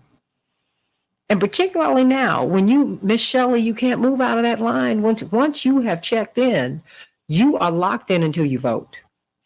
and until your vote Yeah. has been completed, until it's been resolved. So thank you for that. You just helped us out a lot. I mean, Robert Patillo, what do you think about that recommendation? I think that's outstanding advice. I think it's important for us when we're talking about planning our vote to take all these things into consideration. And particularly in states that have early voting, this is one of the reasons that we push people to try to get there early in order to avoid many of these things. Because normally, if you run into your early voting precinct at 12 o'clock on a Wednesday, it's pretty empty. And you're in and out in less than 10 minutes versus going on election day where you might be in line for 13, 14, 15 hours. But if there's any reason you can't early vote or you can't mail in your ballot, make sure you have a plan in place for how you're going to handle every eventuality when it comes to voting on election day. And part of that is planning, eat a big breakfast, have some snacks and drinks with you, plan out your bathroom visitations, come in a group so that one of you can stay in line and one of you can go to the bathroom and so on and so forth. You have to plan it out because these people are going to try to do everything they can to suppress your vote. As Reverend Jackson often says, it's about skimming. It's not about Bull Connor standing outside with the hose and dogs anymore. Now it's about trying to get 1 out of every 100 people-ish to get out of line. That's the 10% or the 1% of the vote that they need to win these tight elections. So if you're in a state like Georgia or Wisconsin or Pennsylvania, Ohio, pretty much any state, they really only need to skim off about 1% of the vote to win, and this is the tactics and methods by which they do it. Dr. Wolf, I mean, voter suppression, it's interesting. It's here. I'm not going to say it's at an all-time high, but it is here. It is naked. It is ugly. It is so prominent. The GOP said they were going to deploy 50,000 volunteers who they trained to watch the polls in all 50 states and territories. And yet we're watching Americans break records, not just in Georgia, but across all the 50 states and territories. We are engaged in voting. Why do you think that is? Well, I mean, I think it's one of the few sort of civic democratic processes we have, because democracy is actually a lot more than voting, but we have been even less good at most of the rest of it. So it is hugely symbolic. And look, to some extent, people are adversarial. If you make it your business to deny them their rights and deny them their votes, a fair number of people, despite unflattering stereotypes, will go as far to vote as you are attempting to go to prevent their vote. So that becomes the struggle for the future, right? And I think there's lots of heroism. It's hard to hear the story. First of all, it's a great suggestion. And to take a bunch of courage to be the voice of a suggestion like this when it's hard to do is also a pretty heroic act. Mm-hmm. So I would always want to tip my hat for that. Absolutely. It's a great suggestion. And I don't mean to take anything away from the suggestion by what I'm about to say, but it is a brutal comment on the state of American democracy that figuring out how to potentially manage having to soil yourself to exercise your basic constitutional imperatives is an important thing to tell people. It is important, right? But I mean, imagine what that says. And also, I imagine this advice is for a group of people who've historically been disenfranchised, right? So I think your high-income, white, suburban voter probably unlikely to face most of these challenges. Sure, you could find a counterfactual, and it's not going to break easily along those lines in every single case. But I think this is a vote, how to vote for people who are underrepresented economically, underrepresented culturally, underrepresented politically, to avoid being completely wiped out of their ability to cast their democratic vote, right? This is not a survival strategy for the good people of Greenwich, Connecticut, I don't think. This is a heck of a statement. You're right. Trying to figure out how. You know what, Yvonne and Paul, I want you to wait right here. Can you bring Yvonne up real quick? I know we have less than a minute before we're on, but I want to recognize her because she has been thinking about calling all day. Yvonne? Hello. Latino voters matter. I love you, girl. How you doing? Latino voice matter. I am well, Santita. How about you? Oh, and thank you for my 2 T's. Thank you for pronouncing my name properly. Thank you. I love you. Oh, gosh. Actually, my ex-mother-in-law, her name is Santa. Oh, really? We call her Santita too. Yes, it means saint. You know that, right? Thank you. Girl, come on. You know it's Viva. I'm just kidding. Okay, it's not true. Okay. Let me. Yvonne, 30 seconds. You got them. I want you to speak to the nation. What's on your mind? Well, I wanted to encourage our people, everyone in the nation, when they go into that voting booth, to go with your heart. That's what it means to be mindful, because you're going to be entering that voting booth with grace in your heart, because our innate nature is to be of service, to be on grace. So when we go to that voting booth, we have to get rid of all the bias and prejudice, everything that causes in our heart negative emotion. We have to send the heart resonance to the highest, to believe that the laws that we have within is going to guide us to show who's our best candidate that is going to represent our values as a community of interest. And in order for us to eradicate hate, we have to come always from a place of grace. Yes. We have to mind that place, because that's where we are all. We're in the human condition, living in duality. So it is important. Stand by, wait a minute. You're mindfully, physically engaged. That's what it means. Stay right there, Yvonne. Miss Yvonne, stay right there. I'm sending you much love, and I want to thank you for that. Stay in grace, everybody. But stay right here on the Santita Jackson Show YouTube channel. All right. Our Madam Board Operator, take us out. Oh, you're an absolute jewel. Miss Yvonne, you should have called earlier. Is she still there? Miss Yvonne? Did she leave us? Oh my gosh. She may have been taken into custody at a polling place, given her efforts. Oh my gosh. Ugh. Wait, Madam Board Operator, is she still there? Miss Yvonne, please, I need to get your number. You know how we pulled Linear Bob on to one of our panels? I want to get you on. And she is a morning star. She is from Cape Cod, everybody. And she was really speaking for all of us. And I just want to thank her for calling in this morning, but I wanted her information because I want her to be a part of one of the panels. So, Madam Board Operator, let me know. But Senator Taylor, Attorney Robert Patillo, are you all still there? Yes, ma'am. I'm with you a little bit longer. Oh, okay. I know you are running because I know you've got a lot. Look, I pull you away from your constituents. So I don't pull you away from your constituents. You just have another set of constituents over here. I mean, you've been hearing Dr. Wolf is a whole lot, and we love him. That having been said, I think he's spoken a lot of truth. I mean, what a statement it makes that that I have to figure out undergarments, and I'm not allowed to go to the restroom. You can't give me a bottle of water. I mean, wow. If I'm if I'm diabetic and I need some sugar, I'm not allowed to assist you. That is crazy, Senator Taylor.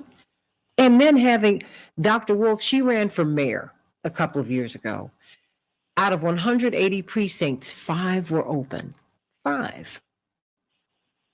Yeah, it's almost 3%. Good rate. It's only 97% failure rate. What's the issue? Excuse me. You're right. I'm sorry. You had one super polling place when Charles Booker ran for the U.S. Senate. 660,000 voters had one polling site. That was it. And it opened late. Senator Taylor. Wow. I mean, it opened late. There were pictures of the people with their faces pressed up against the polling center saying, "Let me in, open the doors." I mean, see, that's what irritates me. This is when I look at corporate media and I say, please, I'm not listening to you. You're not talking about that. You're not talking about the fact that Bernie Sanders has consistently rated number one ahead of ahead of Biden and Trump as the preferred candidate. At least in theory, you can say what you wish, but it is what it is. When I mentioned President Obama, you said, great, get him out. Oh, I wish you'd bring Michelle. Oh. Then I mentioned Bernie. You're the top popped off of your head. He said, no. I'm here to tell you Come on. that the numbers when Bernie came were huge numbers. And all I'm trying to say is anybody and everybody that will inspire the voters, I'm saying bring them, send them, because the margin is so close. The election law changes have been enough just to skim off a little, as, you know, we've been reminded that those are reverend words. You know, I'm here to tell you, we need everything we can get because it's going to be close. Wow. Who's your money on, Barnes or Johnson? Excuse me. I'm keeping my money on Barnes, but Okay. I'm just here to tell you that it's so close that we're going to have to press. Like it's like there's you can't leave any stone unturned. None. None. Is Paul there? None. I mean, Paul, what's on your mind, sweetie? You're calling from Seattle. Right. Well, I think there's something interesting about these polls that, as you pointed out, we have record early voting turnout, which generally favors Democrats. We have had this tremendous lead going on through the summer as Democrats. And now there's this, late inning panic. And the polls, these polls, I'll tell you something interesting about the polls. The polls they're saying the margin of error is 4.4%. That's ridiculous, because what that means is 4.47%, which means the sample size is 500. That's too small. And what that tells you is that a race could either be tied or it could be almost 9 points apart. You see, and when you look at a typical race, 52 to 48 is decisive. But that's within the margin of error of these polls. So I'm starting to wonder if when they start calling about these polls are so close, the Democrats say, "Oh my God, we're going to lose," and then Republicans are, "Hey, we're within 4 points, we're going to win." And what I already know, and what we all already know, is when they start quoting polls like this, they're not going to accept the results no matter what they are. They're going to say, "Hey, Trump, this is just like before. Trump was winning when I went to bed. Therefore, he must have won." And now that they're saying the polls are so close, they're going to say, "Wait a minute, the polls are so close. How did we lose?" And it doesn't matter if this election turns out to be a split decision, which it's likely to be a split decision. Democrats will win some, and they're going to lose some. But the Republicans, this fascist party, is not going to accept anything. Whatever. Agree. They didn't accept Oklahoma, places like where Trump won decisively. They didn't even accept the vote there. They thought he should have won by more. And they recounted and wanted to declare that. I'll tell you something. Fascism has never been defeated politically. It's always taken something more. And I think that's where we're headed in this country. I really do. Something more. Well, not headed there. Look, my father made this point on Keep Hope Alive on Sunday. America is and always has been a right-wing nation. When I hear us talk about fascism, Paul, and we don't mention J. Edgar Hoover and the FBI, it really bothers me, because that's what they have been. And that is what we have perfected all this stuff over here. We just don't call it that. So just to make Trump our first fascist? No, honey. Bull Connor, Sheriff Clark, all these folks. Yes. No. We have to. You ain't got to go far. It's older than that.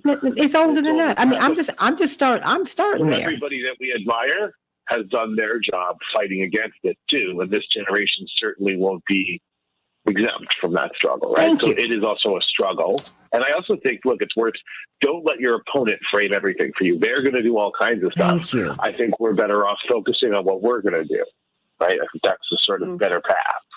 That's right. I mean, the better path, that is the path that you pursue. You know what hit me this morning? I thought about Paul and Senator Taylor and Dr. Wolf. Mr. Paul, because I don't know what your handle is, but your handle is you are a human being, you're a man. I thought about Reverend Jackson running for president. Number one, it was he didn't want to run. He wanted Andrew Young or Maynard Jackson to run. He said they're more mainstream, and I can support them because he had become President Carter's chief surrogate in 1980 because President Carter was so unpopular he could not campaign for himself. But no one asked him to go. He just decided to go on and register people to vote. He just went on and did it. That is the concrete example of you deciding to frame your own narrative. He said, I'm not going to wait for the Democrat. The Democratic Party ain't going to save me. That's my responsibility. Hey, Santita.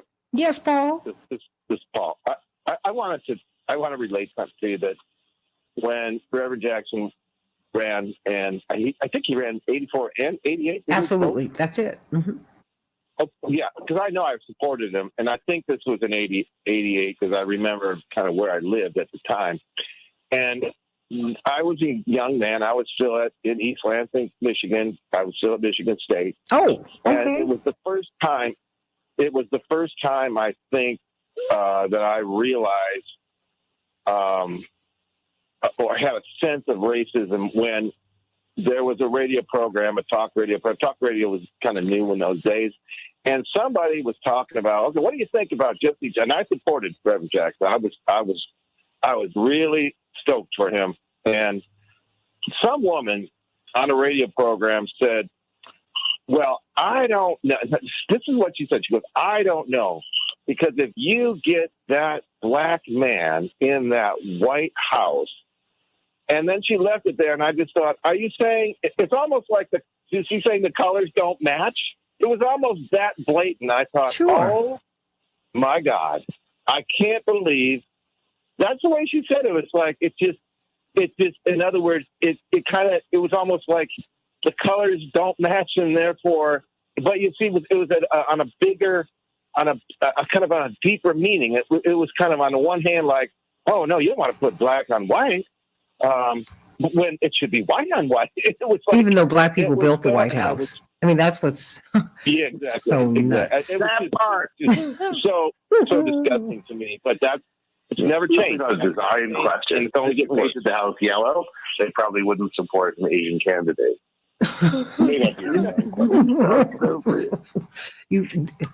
Max is just a whole lot. But you know what? Let me tell you. My father he had gone during the campaign, Paul and Dr. Wolf and Senator Taylor. I'll give this to you because I know Senator Taylor is going to have to leave us, and we're all going to have to go. But my father went to a kindergarten classroom. He was touring a little school. He was running for president, and the kids ran up to him and they hugged him. And my father, being a dad himself, knelt down on the floor, picked them up, hug, kiss, hug, kiss. And there was a little white boy who went into the corner. And my father, of course, noticed the little lost sheep.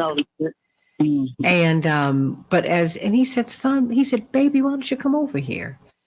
And when he said that, he saw that the boy was trembling and he started to cry. He was frightened to death. And so my father, very gently, put the children down and just very gently and gingerly approached him. He said, baby, what is it? And he finally coaxed this out of this child. He said, my mommy and daddy told me that if you win, you're going to put us into slavery too. It was heartbreaking.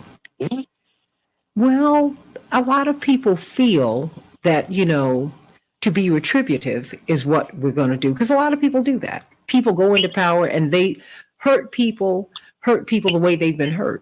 We see it happen over and over and over and over and over again. That's why Dr. King's approach and Gandhi's approach, they were so revolutionary. So they said that the bleeding, the hemorrhaging, the killing, the hurting stops here. We're going to have a revolution of values, and we are going to return love for the hate. And that's why I loved what Miss Yvonne had to say up there in Cape Cod.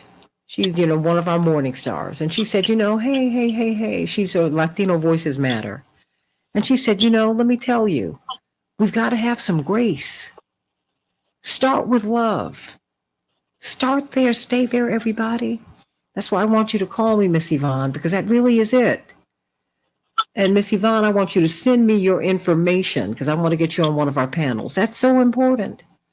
If we don't do that, that's why we see the mess that we see all over the world. People come to a place and then they're hurting and then they hurt everybody else. It's got to stop, y'all. I didn't say you guys. I said y'all. It's got to stop. And we have to go another way. William Shatner just took that little space ride. He said it was so uplifting to see the Earth, but it was heartbreaking because you saw the impact of global warming. You saw the destruction that we're wreaking upon the Earth over which we have stewardship. We have been horrible stewards. Horrible. We don't take care of the Earth and we don't take care of each other. It's awful. William Shatner said that he had the most profound sense of grief. He was surprised because he thought, "Oh, I'm Captain Kirk. I should be in space." That he said when he came back, he said, "No, the beauty is not up in space. That's the cold, harsh space. The beauty is down here, and look what we have done with it." That's right. Yeah. Look, that's Paul. That's it. Look at what we've done. And we haven't, and yet God gives us enough grace to continue to turn another way. But we are running out of time. Now, what are we going to do? When we talk about saving our democracy, we've never had one. I'm talking about building one. You can't have a democracy and steal the land from the indigenous people. You can't have a democracy and have slaves. And indentured servants. You can't have that. Ain't what you got. But can we move in that direction? Can we establish it? Absolutely. What we have is a constitutional republic, which is a step away from a constitutional monarchy. That's a big deal. We have elements of democracy. So stop with the fakery. Don't talk to me about fascism as if it began with Trump. Oh, no. My parents worked for Dr. King. Dr. King was killed a year to the day to the minute that he said that he was against the Vietnam War. The FBI's Atlanta office erupted in cheers when it was confirmed that he'd been murdered. Don't you talk to me about fascists. Don't you talk to me about fascists when you walk into Fred Hampton's home with his 8-month pregnant fiance and you shoot him up and you find out you haven't killed him after you shot him dozens of times and you pull him into the hallway and you blow his brains out as he's moaning to you, asking you to save his life. Don't you talk to me about fascists. Our state's attorney did that at the direction and behest of the FBI. Don't you talk to me about fascism. I've seen it. And we live it every day. The only people at FBI investigate are the people on the left. And Donald Trump, who is not a leftist. I mean, come on. Stop it. Now, either you want democracy. Yep, look, either you want democracy or you don't, Paul. Then stop playing with me. Because, no one promoted Donald Trump more than the corporate media, than NBC. Joe and Mika, God bless them, but they need to be quiet. They brought him, he was an NBC star, and they brought him on his show all the time, and he didn't even have to come in the studio. They put him on the phone. And as did CNN, everybody put him on no one ever did that. He was the corporate love doll.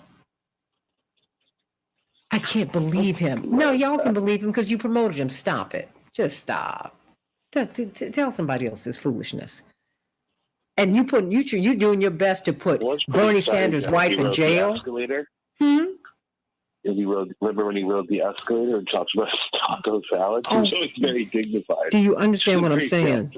Oh my gosh. They're trying to put Bernie Sanders' wife in jail. Are you for real? What?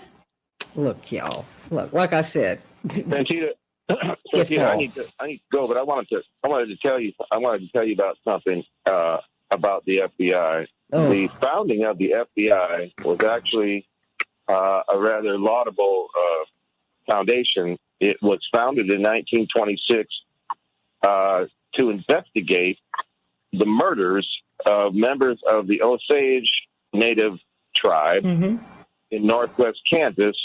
They had been moved there off their original reservation because, of course, white people wanted the original reservation had good farmland. They were moved into northwest Kansas because it was just rocky and useless land, except later it had been discovered that there was a lot of oil below there, but it was determined that Congress decided that native peoples could not be stewards of their own oil. And what happened was they had government managers of their oil accounts, and members of the Osage tribe started turning up dead. Wait a minute. They have become, because of their oil wealth, the wealthiest people on earth. Yep.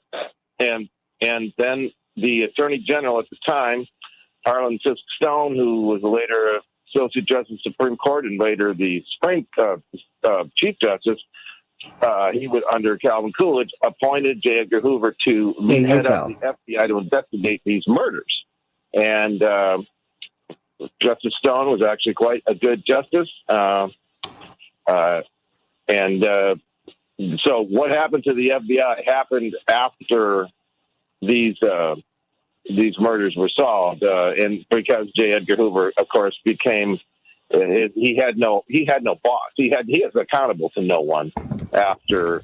Wait. Did you know J. Edgar Hoover was black, right? Huh? You know J. Edgar Hoover was black, actually. I didn't know that. No. Well, I worked at Fox. I worked for Roger Ailes, and of course, I remember him telling me that one day. I said, I already know that, but you keep him. Yeah, I said he did your work for y'all all this time, because I had a great relationship with Roger. I said, so don't give him to me now that he's an embarrassment to you. Keep him right where he is, because when people would see him in person, he was what they said swarthy with coarse hair. Yeah, he was, but his family could not say anything about it lest they be killed because he was so powerful.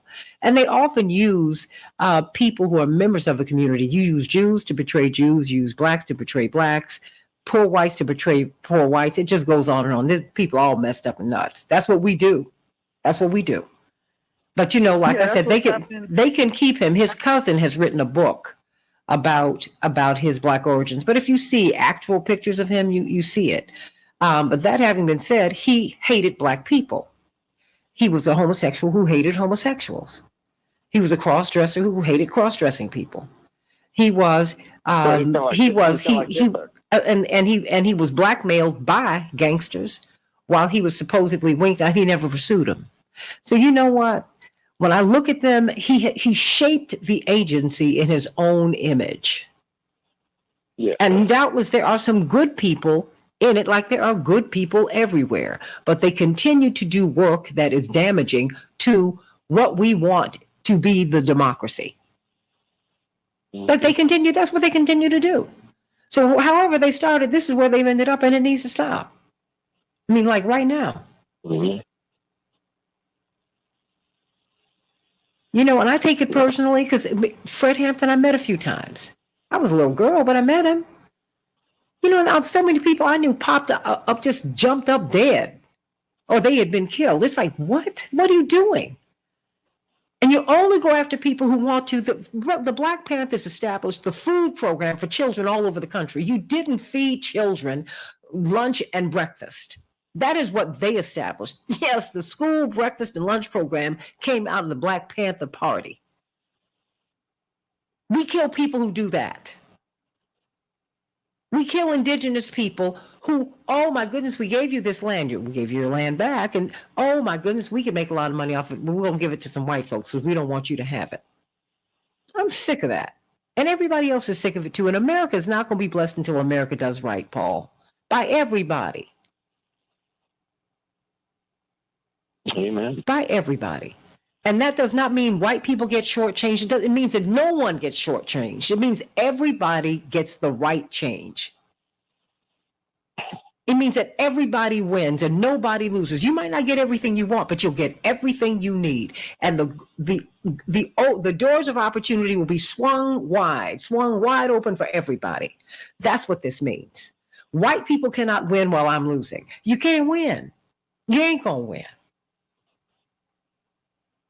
It's spiritual law. until the least of these are okay. Jesus said it, and you don't have to believe in the teachings of Jesus. You don't have to believe in Jesus as a Savior. You can just listen to the man's teachings, which work for everybody. That which you've done unto the least of these, you've done unto me. If you hurt the most vulnerable in a society, you hurt everybody. The most vulnerable in the society are always the canaries in the mine. That's it. Grow up, everybody. We can all win together, and that's the only way we're gonna win. Together. Cancel culture does not work. You don't cancel people. If God ain't canceling people, then you don't have the right to. Just stop it. Try to resolve the differences and let's move on. Grow up. Whew. I think it's just age. I just get tired. Max, you want to have anything else to say? That one of the things that yes we need to point out going forward is that the Democrats have, and I don't know why this isn't more forcefully or more of a high-profile discussion, is that the legislation that has been passed under the Democrats under President Biden, such as the Inflation Reduction Act, included things like $340 billion for climate change. There was a public safety legislation passed to put more police officers on the street. All of the legislation has been passed by the Democrats. And I want to address, because I'm thinking of a caller, it was earlier this week, his name was Otis, who said that he didn't want to, why should he vote for Stacey Abrams just because she's black? There's a black man calling this program saying that, why should I vote for her? Well, I hope, that if Brian Kemp and Brad Raffensperger haven't already purged him from the voting rolls, that he can go ahead and vote for Brian Kemp if he wants to. But the fact is that all of this legislation, for instance, that includes money for climate change, all of these issues affect people of color disproportionately. So the Democrats have addressed these issues that do something for black people, because every one of these issues disproportionately affects people of color. Because and you know what? And guess what? You heard earlier this morning, the Washington Post reported, now COVID is more likely to kill white people than it is black people. Now everything evened out. Because there are more white people in the United States anyway. So the thing is, now it's just evened up. The inequality that no one cared about 2-3 years ago has caught up with the rest of the society. So now everybody, look, okay. So disinformation campaigns are hard to contain also, right? So, yeah. Look, this election may be close enough that the conservative wing of the Republican Party may have actually killed its margin of victory through misinformation about COVID. You know, you cannot make this stuff up. You can't.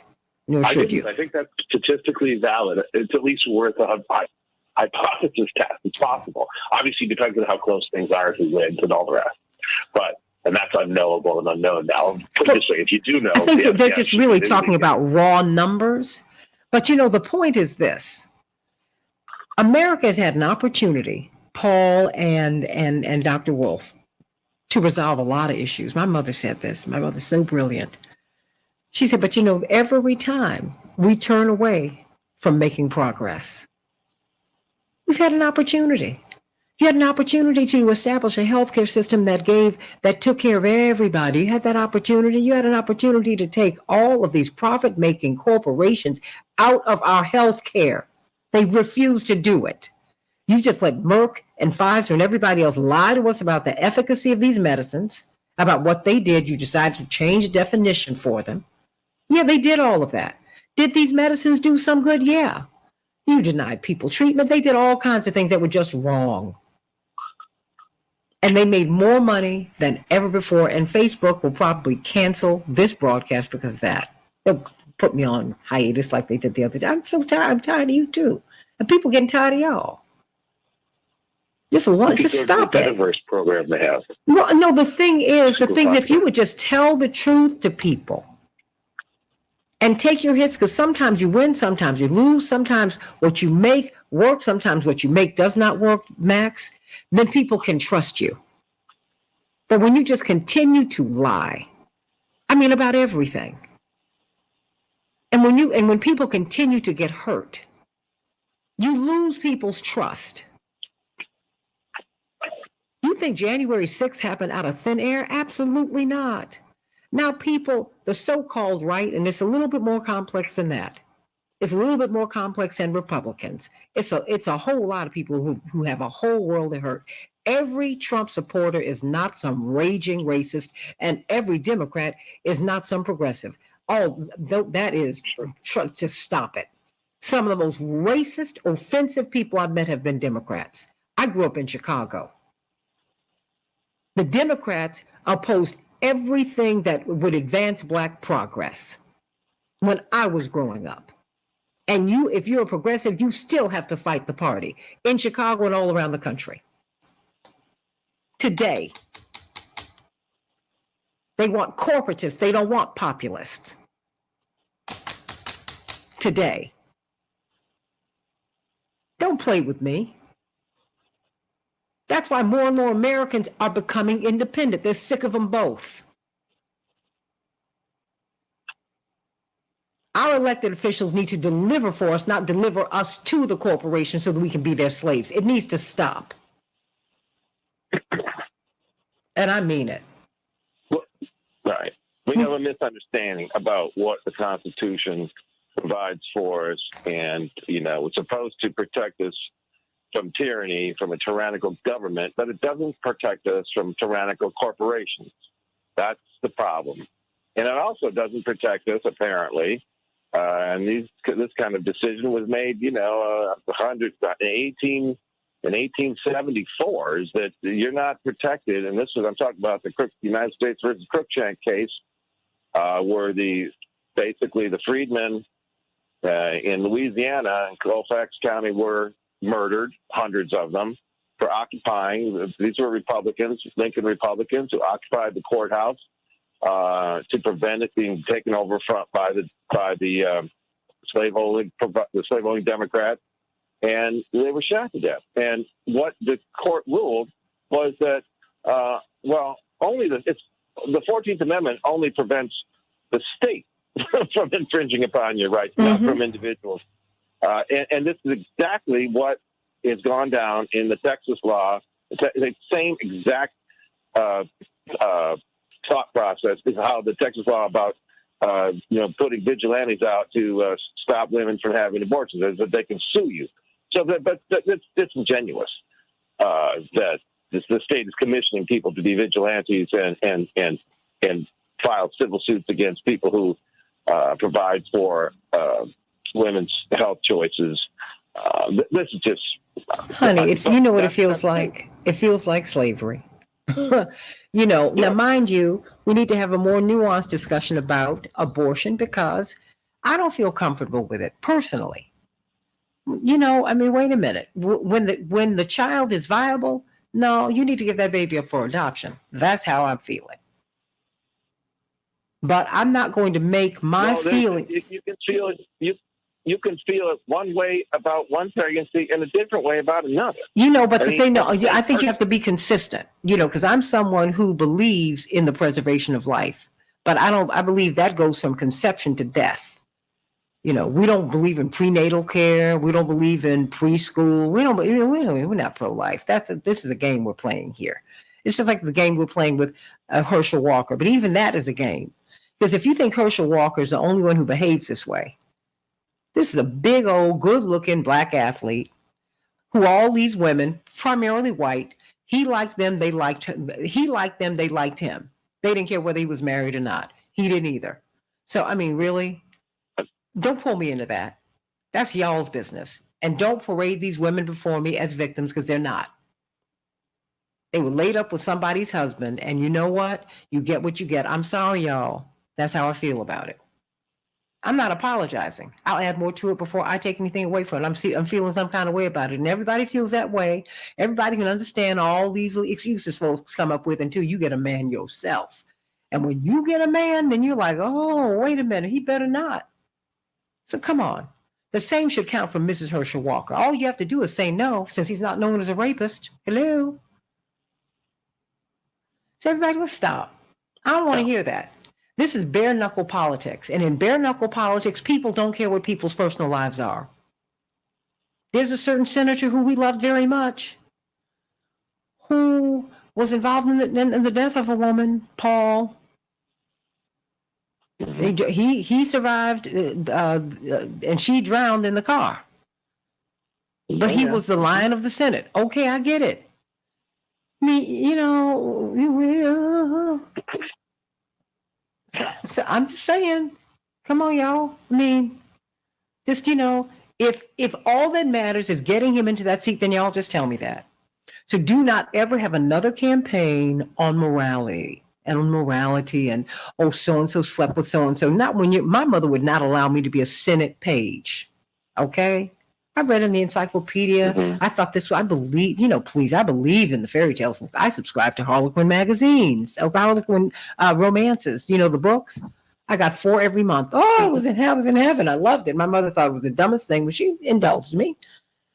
And she said, no, you're not going to go to Washington. You're not going to do that. These are some of, and when, my mother would put it, she just put it right there. She said, these are some of the most wicked people in the world. And they are immoral. I will not allow my child to be there. Ooh, that was a lot for me to hear. Because I'm looking at the Encyclopedia Britannica, and they're telling me they take the top students from around the country, and I prided myself on my grades, on my test scores, and and this would be great, and I think it would be a great thing to serve.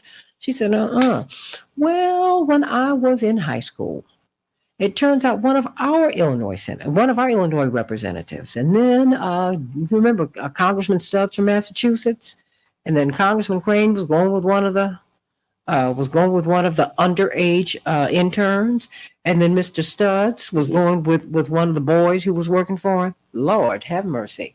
My parents had me come to the room so I could see them tell their stories on TV.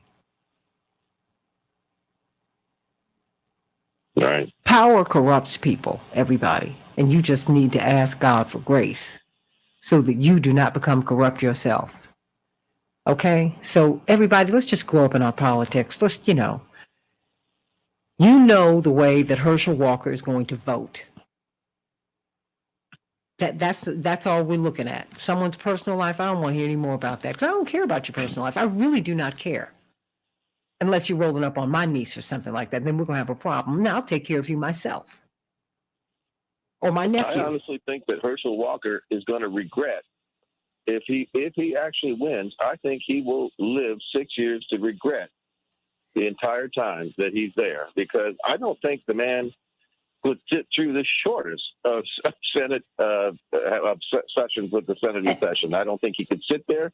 I don't think he can concentrate on a hearing. I don't think he can. That doesn't even matter. I don't even think he can concentrate on voting. It doesn't matter. He won't have to be there. All he have to do is vote. That's all. He won't have to be there. He doesn't have to be. That's not even the point. He's not even the point. He's a fanny in the seat. He's that's right. As are so many people. Remember Norm Coleman, who took Paul Wellstone's place of all people. Right. Here, Paul Wellstone is fighting passionately for us not to go into Iraq. And suddenly his plane falls out the sky. I haven't gotten over that. Paul Wellstone was the manager of Reverend's 88 campaign in Minnesota. We knew him well. He was our guy. Devastating. So, really, y'all stop it. Really, stop. I don't want to hear about someone's personal life. I want to hear about yours. I really don't. You take that to the Lord in prayer and work it out. I don't care about that. And you shouldn't care about that either. If you haven't sinned, you've thought about it. Oh, you're on a slippery slope trying to stay above ground yourself. Just why don't you fight that fight? That's all we need to do. He paid for an abortion? Really? You think he really wanted to bring a baby home to his wife? Are you for real? Come on, y'all. Paul, really? Get out of here. Now, is he a hypocrite? Sure he is. Sure he is. But almost every man in that position. And then she went to the clinic and then said she got an attack of conscience. She didn't have an attack of conscience while she's going with his wife's husband. No, that's right. Okay. A little later. Yeah, I'm right? saying all of that, y'all. Yeah. Keeping it 100 with you. She didn't have that attack of conscience. She should have had that attack of conscience before she slept with Mrs. Herschel Walker's husband. She didn't. Okay, I got it. So then she gets pregnant. She says, "Oh no, I gotta have the baby." Okay. All right. That's right. And then they had agreed. Now he said, "You ain't gonna bring no baby up in my house. My wife won't have it." You know that, because if you were Mrs. Walker, you wouldn't have it either. But she can't think that far. No, there was not a lot of well-considered. It was a lot of well-considered. People were doing what they wanted to do, Paul. Okay, let's keep it 100. People do what they want to go. So boom, mic drop on that. Just stop it. I feel some kind of way about that. I don't feel sad for anybody up in this situation. Now, what you need to do the next time is just leave somebody else's husband alone. I don't care how much he pursues you, and go on about your business and get your own. Because when you get your own husband, I bet you won't be feeling the way that you felt before. How about that? No. That's right, Ragnar. I keep it 100. 100. If you don't want the truth, don't ask me. Okay? Yvonne, I want to hear from you tomorrow. And Taji, thank you so much. This is the first time you've listened to my broadcast, but it won't be the last. You appreciate my honesty and the truth. Look, I just right there. And if it's a question I don't want to answer, I will tell you. Because I believe everybody needs and deserves, Paul, a zone of privacy. Yeah, I'm not here to let it all hang out. I don't believe in that. But I think that if there's some things we just need to start looking and going, oh, Pshaw, oh, and the people who were doing all this, oh my goodness, I can't believe this about Herschel Walker. Their personal lives are messy too. I mean, what are you talking about here? Shut up. Report the news and get out of my face.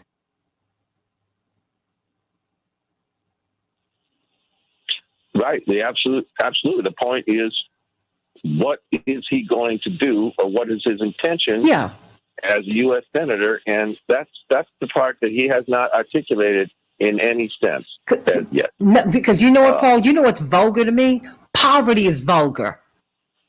Hunger in America or any place in the world is vulgar. I've never seen God make a mouth he couldn't feed. That's what my pastor, Reverend Clay Evans, told me. That's vulgar. That's vulgar. Yeah.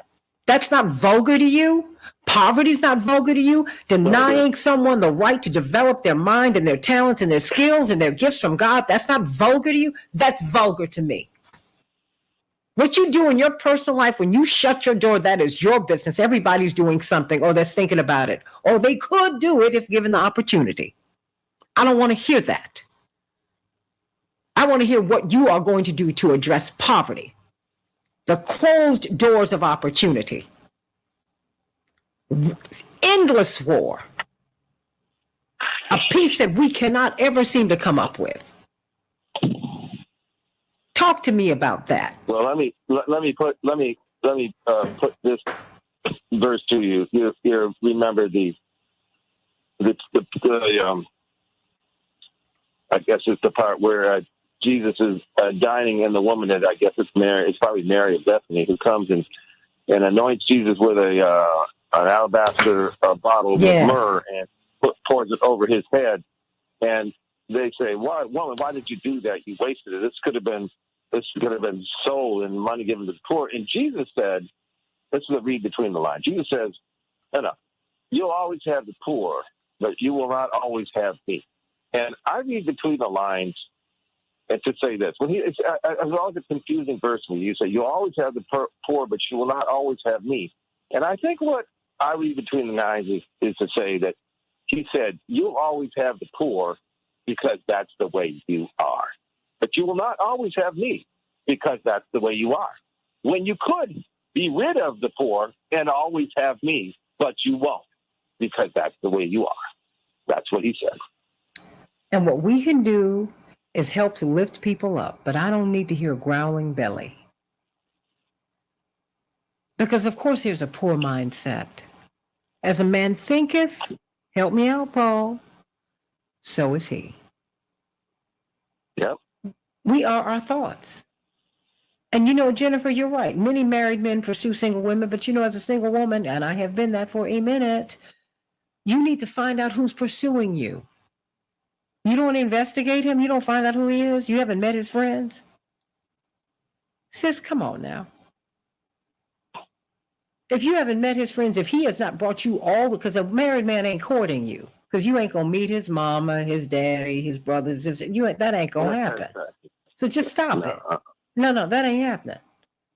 Because the person he courted, he married. So I mean, this is a story of one of the seven deadly sins. This is a pursuit of lust, and and everybody's got it, Paul. Paul, everybody's got it. So you know what? I'm all right with that because that's part of the human condition. But let's that's just the way we are. Like I said, Jesus said that's the way you are. That's the way. And you know what? And your job is to try and get it in line. But that having been said, sweetie, y'all, no.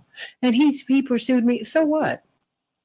The credit card companies pursue you, and your creditors pursue you. I see you carefully evading them. You know not to answer that phone call. So just stop it, really. Come on, sugar. I'm right here. Okay. Okay.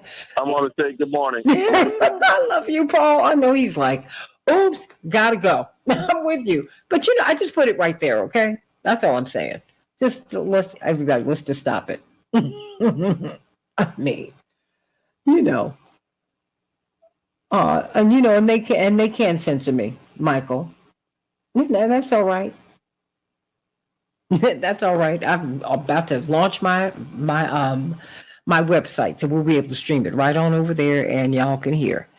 Nobody's paying attention to these folks, and that's why you have what they call fake news, because people are tired of censorship. And I don't care whether I like what President Trump or anyone else says or not. I'm going to fight for that. You shouldn't put him off Twitter.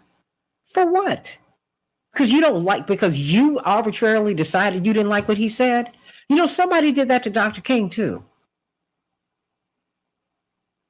The New York Times used to present blind items stuck to them by the government that were lies all the time. All the time. Your principles, if they are principles, otherwise they're opinions. Your principles cannot be personal. They must be grounded in principle. Otherwise, it's just a personal opinion that varies according to who you like and who you don't like. So just stop. Y'all, just stop. Stop. But I love you. It has been great. Miss Yvonne, call in the morning because I want you to participate with us. I want you to participate with us because I really appreciated that. And Paul, I want you to participate with us too, calling out there from Seattle. Are you still there with me, Paul? I know you got to go. I'm sending him much love. I'm sending you all much love. I'm so glad we got a chance to talk today, and try and grab this because they will take it and not cut it off. Love you. But it's been great. Love you. Bye-bye.